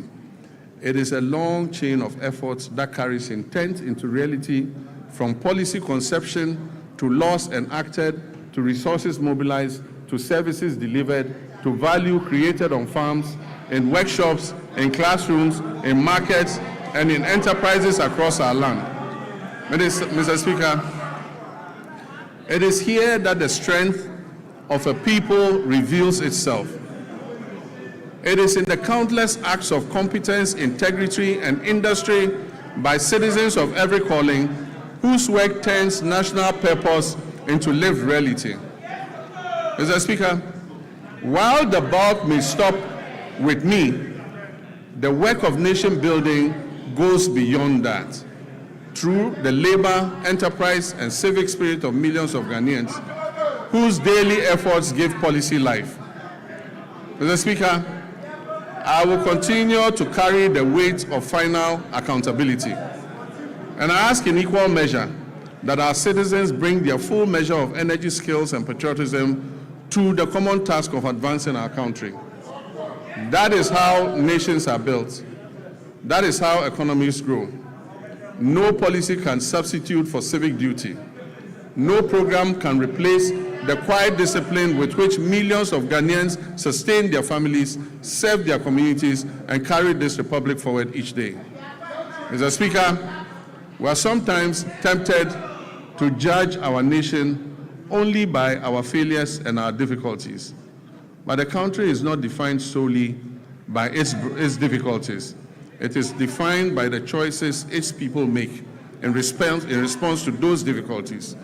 Repeatedly through our history, Ghanaians have chosen steadiness over despair, cooperation over division, and purpose over cynicism. That is the deeper strength on which our future rests. We faced testing moments before, and we have overcome them. We've gone periods of economic strain, transitions that have demanded much from our citizens and our public servants alike. And Mr. Speaker, there's an African proverb that says, however long the night is, the dawn will break. Mr. Speaker, the dawn is breaking for Ghana. The moment we are in requires not only endurance, but also action. It reminds us that renewal belongs to those who prepare for the morning, while others still speak of and look back at the darkness. For Ghana today, that dawn is not a promise we must recite. It is a reality we must build into our institutions, into our economy, and in the ethics of responsibility we pass on to the next generation. So let us live each day mindful that the Republic is larger than any one political party, any office, any individual. This Republic belongs equally to the farmer, the trader, the teacher, the nurse, the artisan, the entrepreneur, the parliamentarian, and the young citizen, and the elderly retired personnel. Mr. Speaker, each of these people has a stake in our nation, and each one has a duty. Each has a claim on the future we're shaping together. Mr. Speaker, nations endure not because they are spared trial, but because their people refuse to surrender to trial. Ghana has been tested before. We did not surrender. We will not surrender now. And so with gratitude for how far we have come, and with the resolve for the work ahead, I say, Mr. Speaker, the state of our nation is resilient, the state of our nation is renewing, and our nation is firmly in the hands of its people. Our nation is on the brink of takeoff, and so ladies and gentlemen, passengers, fasten your seatbelts. I thank you for your attention.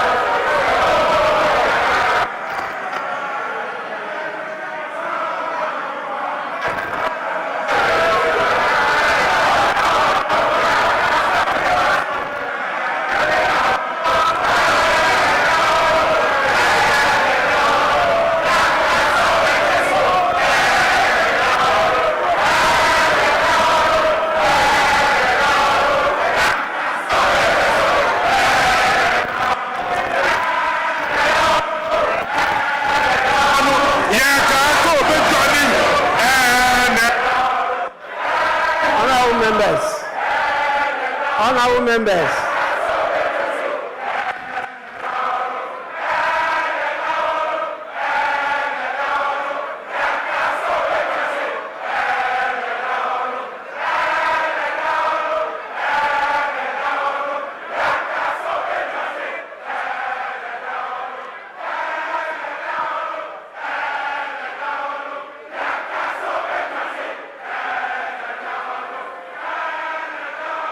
Honorable members.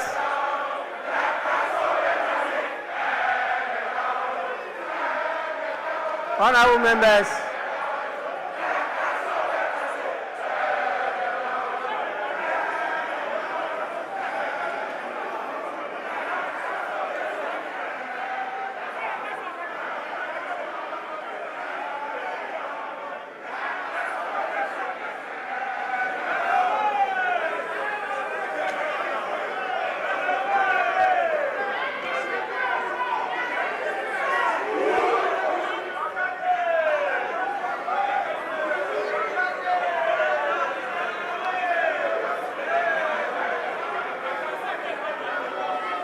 Honorable members, please.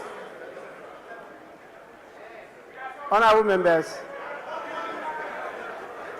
you know we are in this together, and you understand as accomplished parliamentarians that when the speaker is on his feet, every other person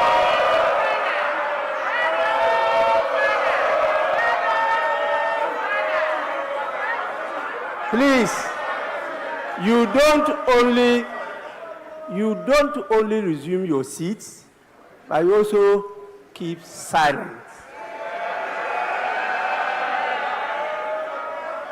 Honorable members, before I convey the gratitude of the House to His Excellency the President for the message, permit me to acknowledge some more senior patriots who are with us here today.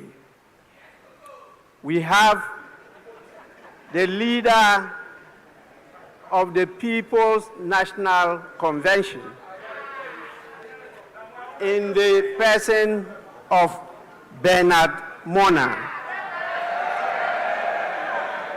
We also have the leader of the All People's Congress, APC, in the person of Hassan Abdullahi Ayaraga. And we have my senior brother, the former flag bearer of the Convention People's Party, Ivor Robina Greenstreet, also with us here. Please, you are all warmly welcome. Honorable members, in accordance with Standing Order 72, Rule 4, I convey to His Excellency, the President of the Republic of Ghana, the gratitude of the House for the address. Honorable members, again, in accordance with the practice of this House, a formal communication will be forwarded to His Excellency the President after the House has thoroughly debated this message. So His Excellency will hear from us. I know you are ready.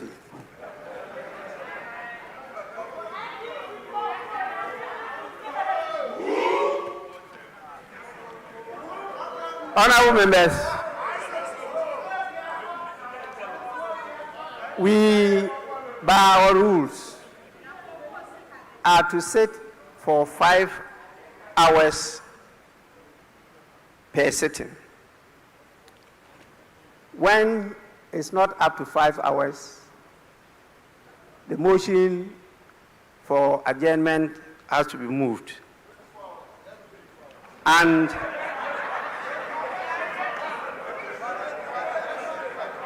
here we are We have spent a lot of time, but not yet 5 hours. And so I'll have to call on the leaders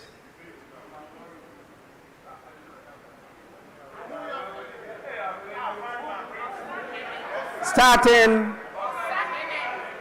with the minority leader. And honorable members, in consultation with the leaders, I'm giving each of them 5 minutes. 5 minutes. Please, we'll hear you for only 5 minutes. Then after that, I'll put the question for adjournment. Yes, minority leader. Speaker, with respect, let me thank you for the opportunity and thank Mr. President for living up to this constitutional obligation. But Mr. Speaker, what the President failed to tell the people of Ghana is that 1 year in government, he's still acting with slogans, no action. Mr. Speaker, electricity tariffs have skyrocketed and Ghanaians cannot afford electricity. We have thousands of Ghanaian youths who are, Mr. Speaker, can they be quiet and listen? Because if they misconduct themselves, we'll do the same thing to their leader. Keep quiet. You can't take away my time. If you don't keep quiet and listen to me, your leader cannot speak. If you don't know, I'm telling you. Mr. Speaker, thousands of Ghanaian youths were dismissed through a letter by the Chief of Staff. It's part of the State of the Nation. Mr. Speaker, as we speak, there is a scandal looming. Security services recruitment, TribeNet, we know who brought that company to the ministry. Kama has a way. And we, the minority, will pursue the person and make sure there's full disclosure. Mr. Speaker, the cocoa farmers, they have reduced producer price and Erikopoku cannot be found. They don't care about cocoa farmers and they are here telling us inflation, macroeconomics lebedi. Macroeconomics lebedi. Mr. Speaker, Galamsey continues. Ghanaians continue to suffer under this Galamsey hardship. And we expect concrete action to be taken on Galamsey. Mr. Speaker, to conclude, our elders say, give credit where credit is due. Mr. President is telling us today that some gains have been made. Those gains through this gold for reserve. Mr. Speaker, the gold for reserve policy, what they have failed to tell Ghanaians is that the Bawumia that they attack, Mr. Speaker, the Bawumia that they attack, the Bawumia that you attacked is the brainchild of this policy. Mr. Speaker, I would want to urge the government, give to Bawumia what belongs to Bawumia.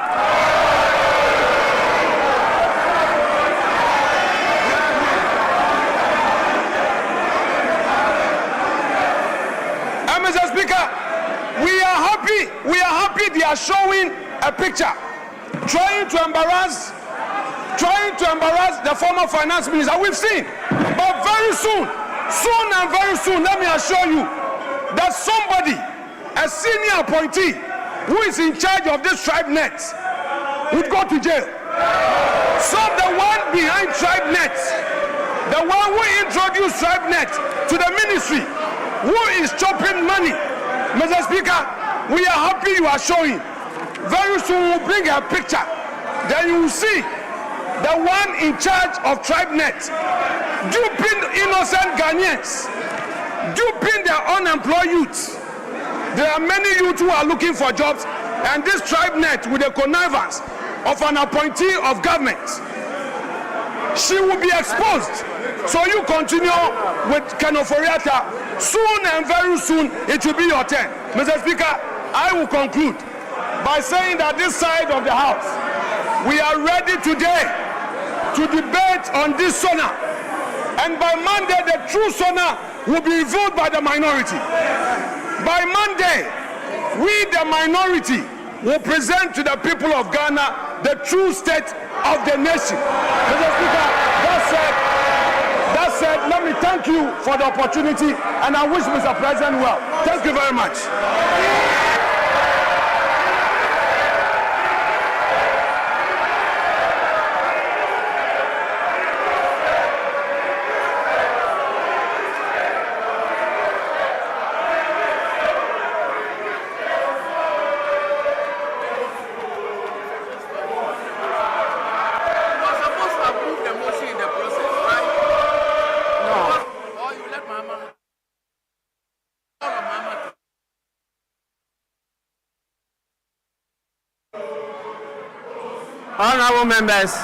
Honorable members, please. Honorable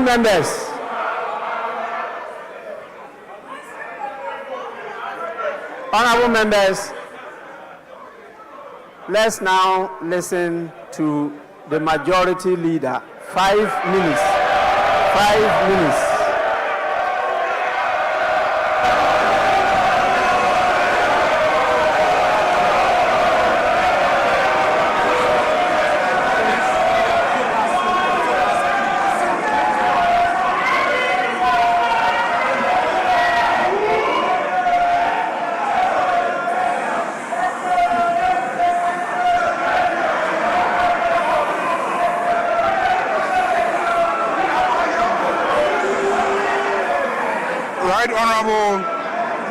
Right Honorable Speaker,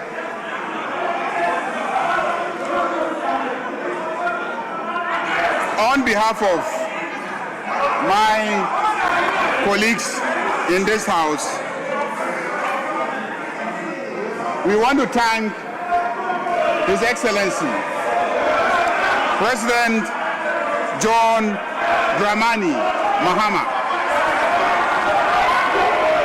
for his excellent leadership.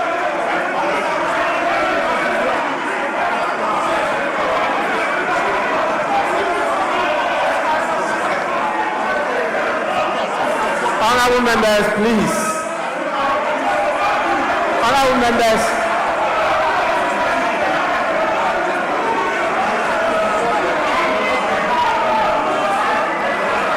Honorable members, please.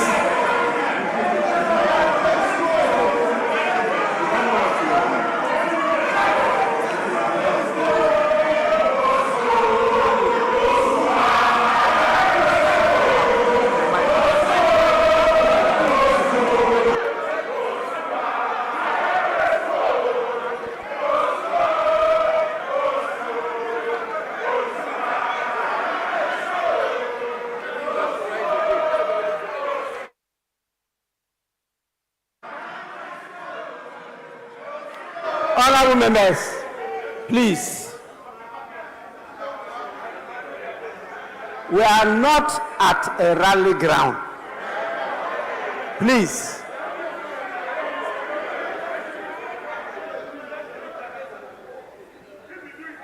You must know that this House has the power to terminate, yes, by law, the membership of a member of parliament.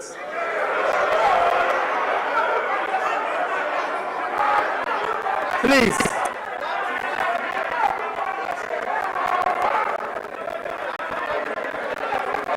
This is just a reminder. to all of you. Again, this is a reminder to all of you.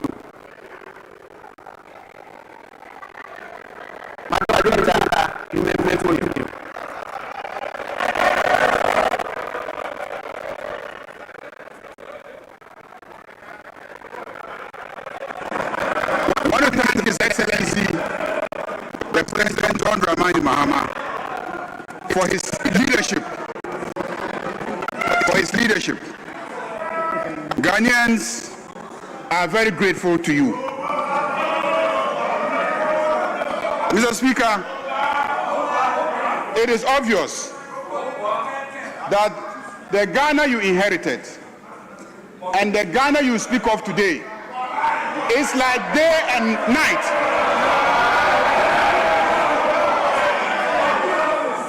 The Ghana you inherited is as dark as the dark dresses that they are wearing on the other side. And the Ghana you speak of today is clearly as bright as the white dresses that we are wearing on this side.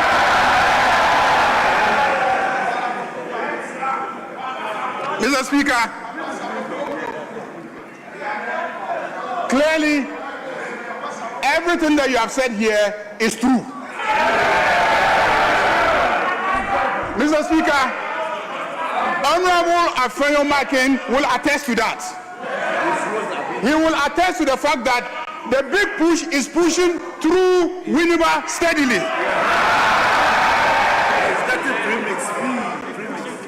And he's getting premix. Mr. Speaker, it seems today is about cocoa prices. I can understand. Mr. Speaker, let me read Reuters today. Reuters has confirmed Ivory Coast will pay cocoa farmers 800 to 1,000 CFA francs per kilogram for the mid-crop starting March 1st. The main crop price was 2,800 CFA francs per kilogram.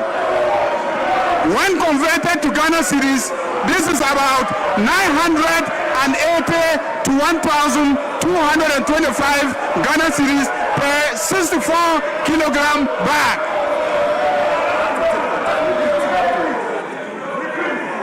Mr. Speaker, Ivory Coast will pay cocoa farmers 800 to 1,000 CFA francs per kilogram from the mid-crop starting March 1st.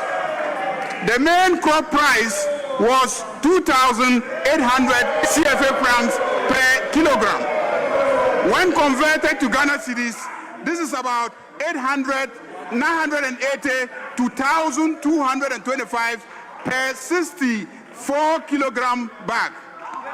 In Ghana, farmers are paid 2,587 per 64 kilogram bag, which is more than twice the price in Ivory Coast. This is confirmed this morning by Reuters. Mr. Speaker, I see written on the muffler of my friends in black that MPP Yaya Mobo Dodo. MPP Yaya Mobo Dodo. Mobo Dodo MPP. Yaya Mobo Dodo MPP. Mr. Speaker, this is the month of Ramadan, and Your Excellency, all Muslims in Ghana will pray for Allah's blessings on you. For your sterling leadership Leadership that has been recognized by the entire West Africa. That is why they unanimously elected you unopposed to lead in Africa. Ghanaians are proud of you. This Ramadan, many of our people could afford sugar and rice because the prices have come down.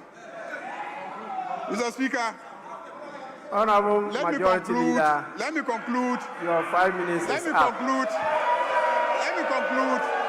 by seconding the motion. The motion moved Honorable, by my friend, the Honorable Majority Leader. You will now move the motion for adjournment. Mr. Speaker, I move that this House adjourns until Tuesday in the forenoon. I so move. Honorable Minority Leader.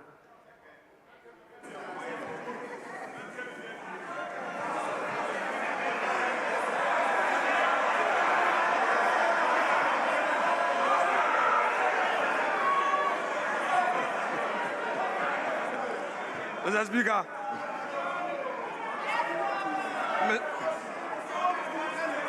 Mr. Speaker, much as we are willing to work, the majority is unwilling to work. So, Mr. Speaker, I will reluctantly second the motion to grant the pleasure of the majority leader who wants to go and rest. Thank you so much, Mr. Speaker. Honorable members, the motion has been moved and seconded. And the question is, as many as are in favor of adjournment, say aye. As many as are against, say no. Honorable members, clearly the ayes have it. The House is accordingly adjourned till Tuesday, 3rd March 2026 at 2 p.m. The House is adjourned.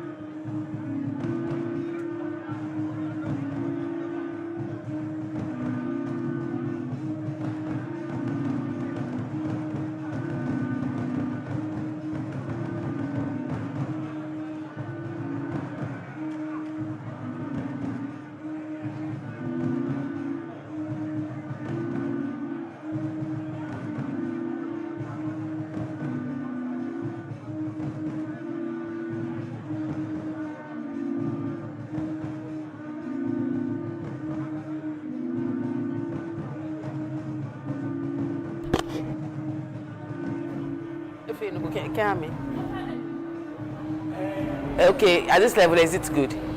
Or you want me to increase it, or you want me to reduce it? Am I increasing the volume?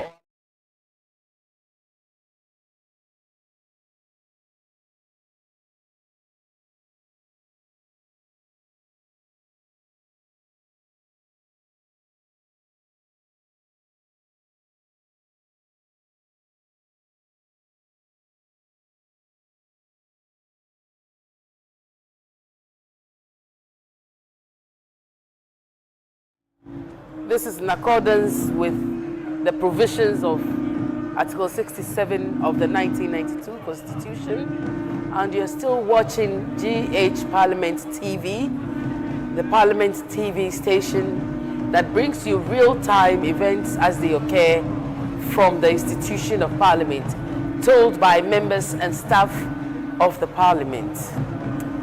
President John Mahama touched on a number of issues during the presentation of the State of the Nation. And some of the things he touched on include economic recovery and growth, and he spoke about the fact that Ghana's GDP projected to reach $113 billion in 2025, up from $83 billion in 2024. There are also indications of the fact that inflation is reduced by 23%, from 23% at the end of 2024 to 3.8% as at January 2026. Government borrowing is also reduced, spending made more responsible. Interest rates are also falling, and private sector confidence has been restored.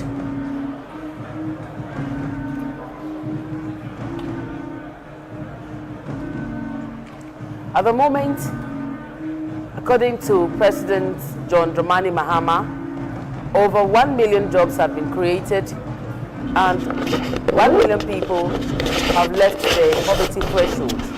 Indeed, as he indicated to the Right Honourable Speaker during the speech, Ghana is getting back on track. Article 67 of the 1992 Constitution mandates the President to deliver a State of the Nation address to Parliament at the start of each session and before its dissolution. This message usually outlines the country's economic, social, and political status, as well as future administration plans, and that's what happened today. Now, the procession is heading to where the President will sign Parliament's visitors' book. As I indicated earlier, this is a procession made of the clerks at table, the leadership of the House, the Right Honourable Speaker, the Marshal, who's our Sergeant at Arms, bears our state's symbol of authority, which is the mace.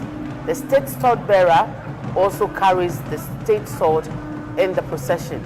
Of course, the judiciary has its scales of justice also present when they come for the occasion. As usual, members of the media are eager to get riveting photos for the occasion. Mr. President heads to sign the book, the visitors' book for the institution of Parliament, and he is currently at the Speaker's lobby, which is where the Speaker retires to anytime he has to leave the chamber or excuse himself or take any visitors and stuff like that. He goes to the visitors lobby.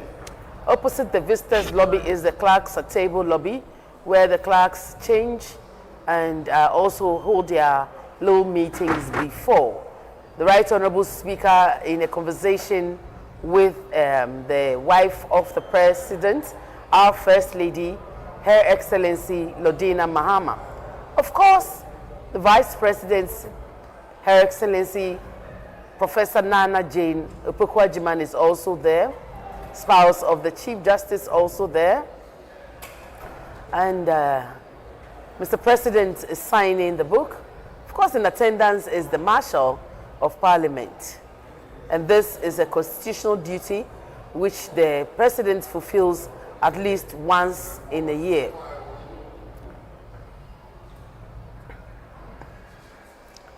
Preparations for the State of the Nation address is something that involves a lot of people and agencies.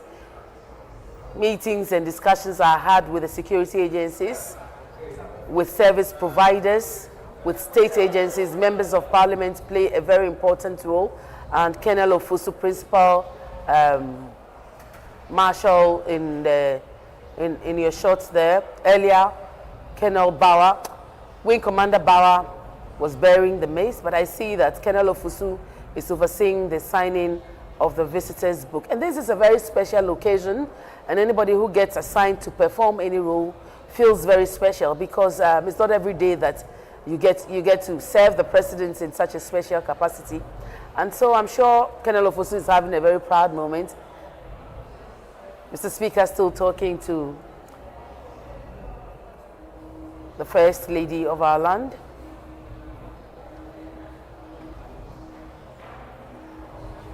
And this is where members of the Parliament and some staff may get photo opportunities with His Excellency the President, and Director of State Protocol also overseeing activities and ensuring that work is going on smoothly. Mr. President still writing his message. I'm sure he's wishing Parliament well and pledging to oversee a good or a better 2026, where we build on the very, very good gains that were made in 2025. The police band always comes and plays the national anthem and other patriotic songs at such a special occasions, and they ensure that generally the program goes well. I mean, what's a program without music? After all, they say he who sings prays twice. As we said at the beginning of the program, the president touched on a number of issues and sectors like health, education, agriculture, and I saw the cocoa pots that the members of the minority had in the chamber. Now it's the turn of the Vice President, Her Excellency Professor Nana Jane Opoku, to sign the visitors book. Professor Jane Nana Opoku is a woman that has distinguished herself in public life. She distinguished herself in the media, distinguished herself in academia, and served in various ministerial positions before she ascended to the high office of Vice President of the Republic of Ghana. I'm trying to mention Mr. Speaker's traditional name, but I know better because I don't know whether it's Tagli Na or something like that, but the Right Honourable Speaker holds chieftaincy titles in 4 different traditional areas in Ghana. Another well-established, distinguished legislator, a man that has worked very hard. We call him a he for she. He's worked very hard to ensure that Ghana's parliamentary democracy is entrenched. The 8th Parliament was, I'm sure, probably one of the highlights of his career, where he supervised a hung parliament and the art of ensuring that, and now is the turn of the Chief Justice to sign the book. Again, his wife is looking on, the Vice President is also looking on. The President of the Republic is there also. Our very own Right Honourable Alban Sumana Kingsford Bagbin is there. And as usual, a tete-a-tete going on between our number 1 and number 2 and number 1's better half. I'm sure Mr. Speaker is a very proud man, having been part of the Parliament story from 1993 and going through every possible position that is in Parliament. Minority leader, majority leader, from backbencher, not really backbencher. 1993, I think he was in the middle, and then quickly he moved to the front and he stayed there. And the good thing about Speaker Bagbin is that he's got the opportunity to mentor so many legislators, both locally and internationally. And he's played many, many important roles on the international front. holding leadership positions in the International Parliamentary Union and the CPA. And in 2022, Ghana hosted the Commonwealth Parliamentary Association Conference in Accra, the 66th, and it was under his auspices as president of the CPA.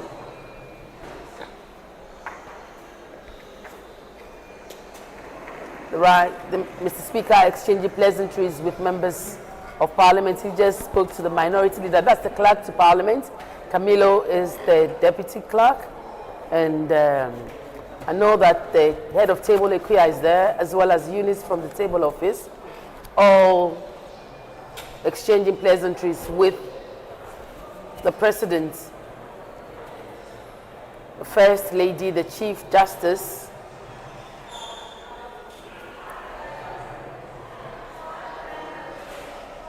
oh, these are our flower girls.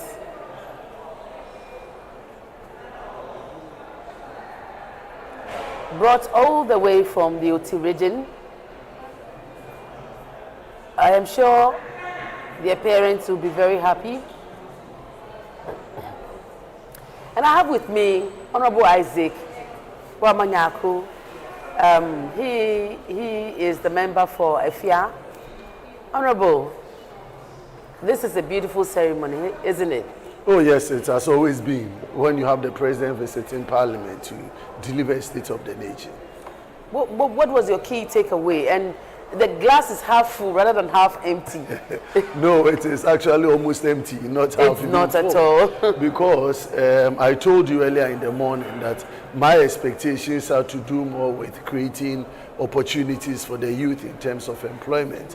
And if you listen to the minority leader, he gave that signal that the letter from the chief of staff has led to the dismissal of so many Ghanaians, and the president didn't show us any direction in terms of creating employment for the Ghanaian youth.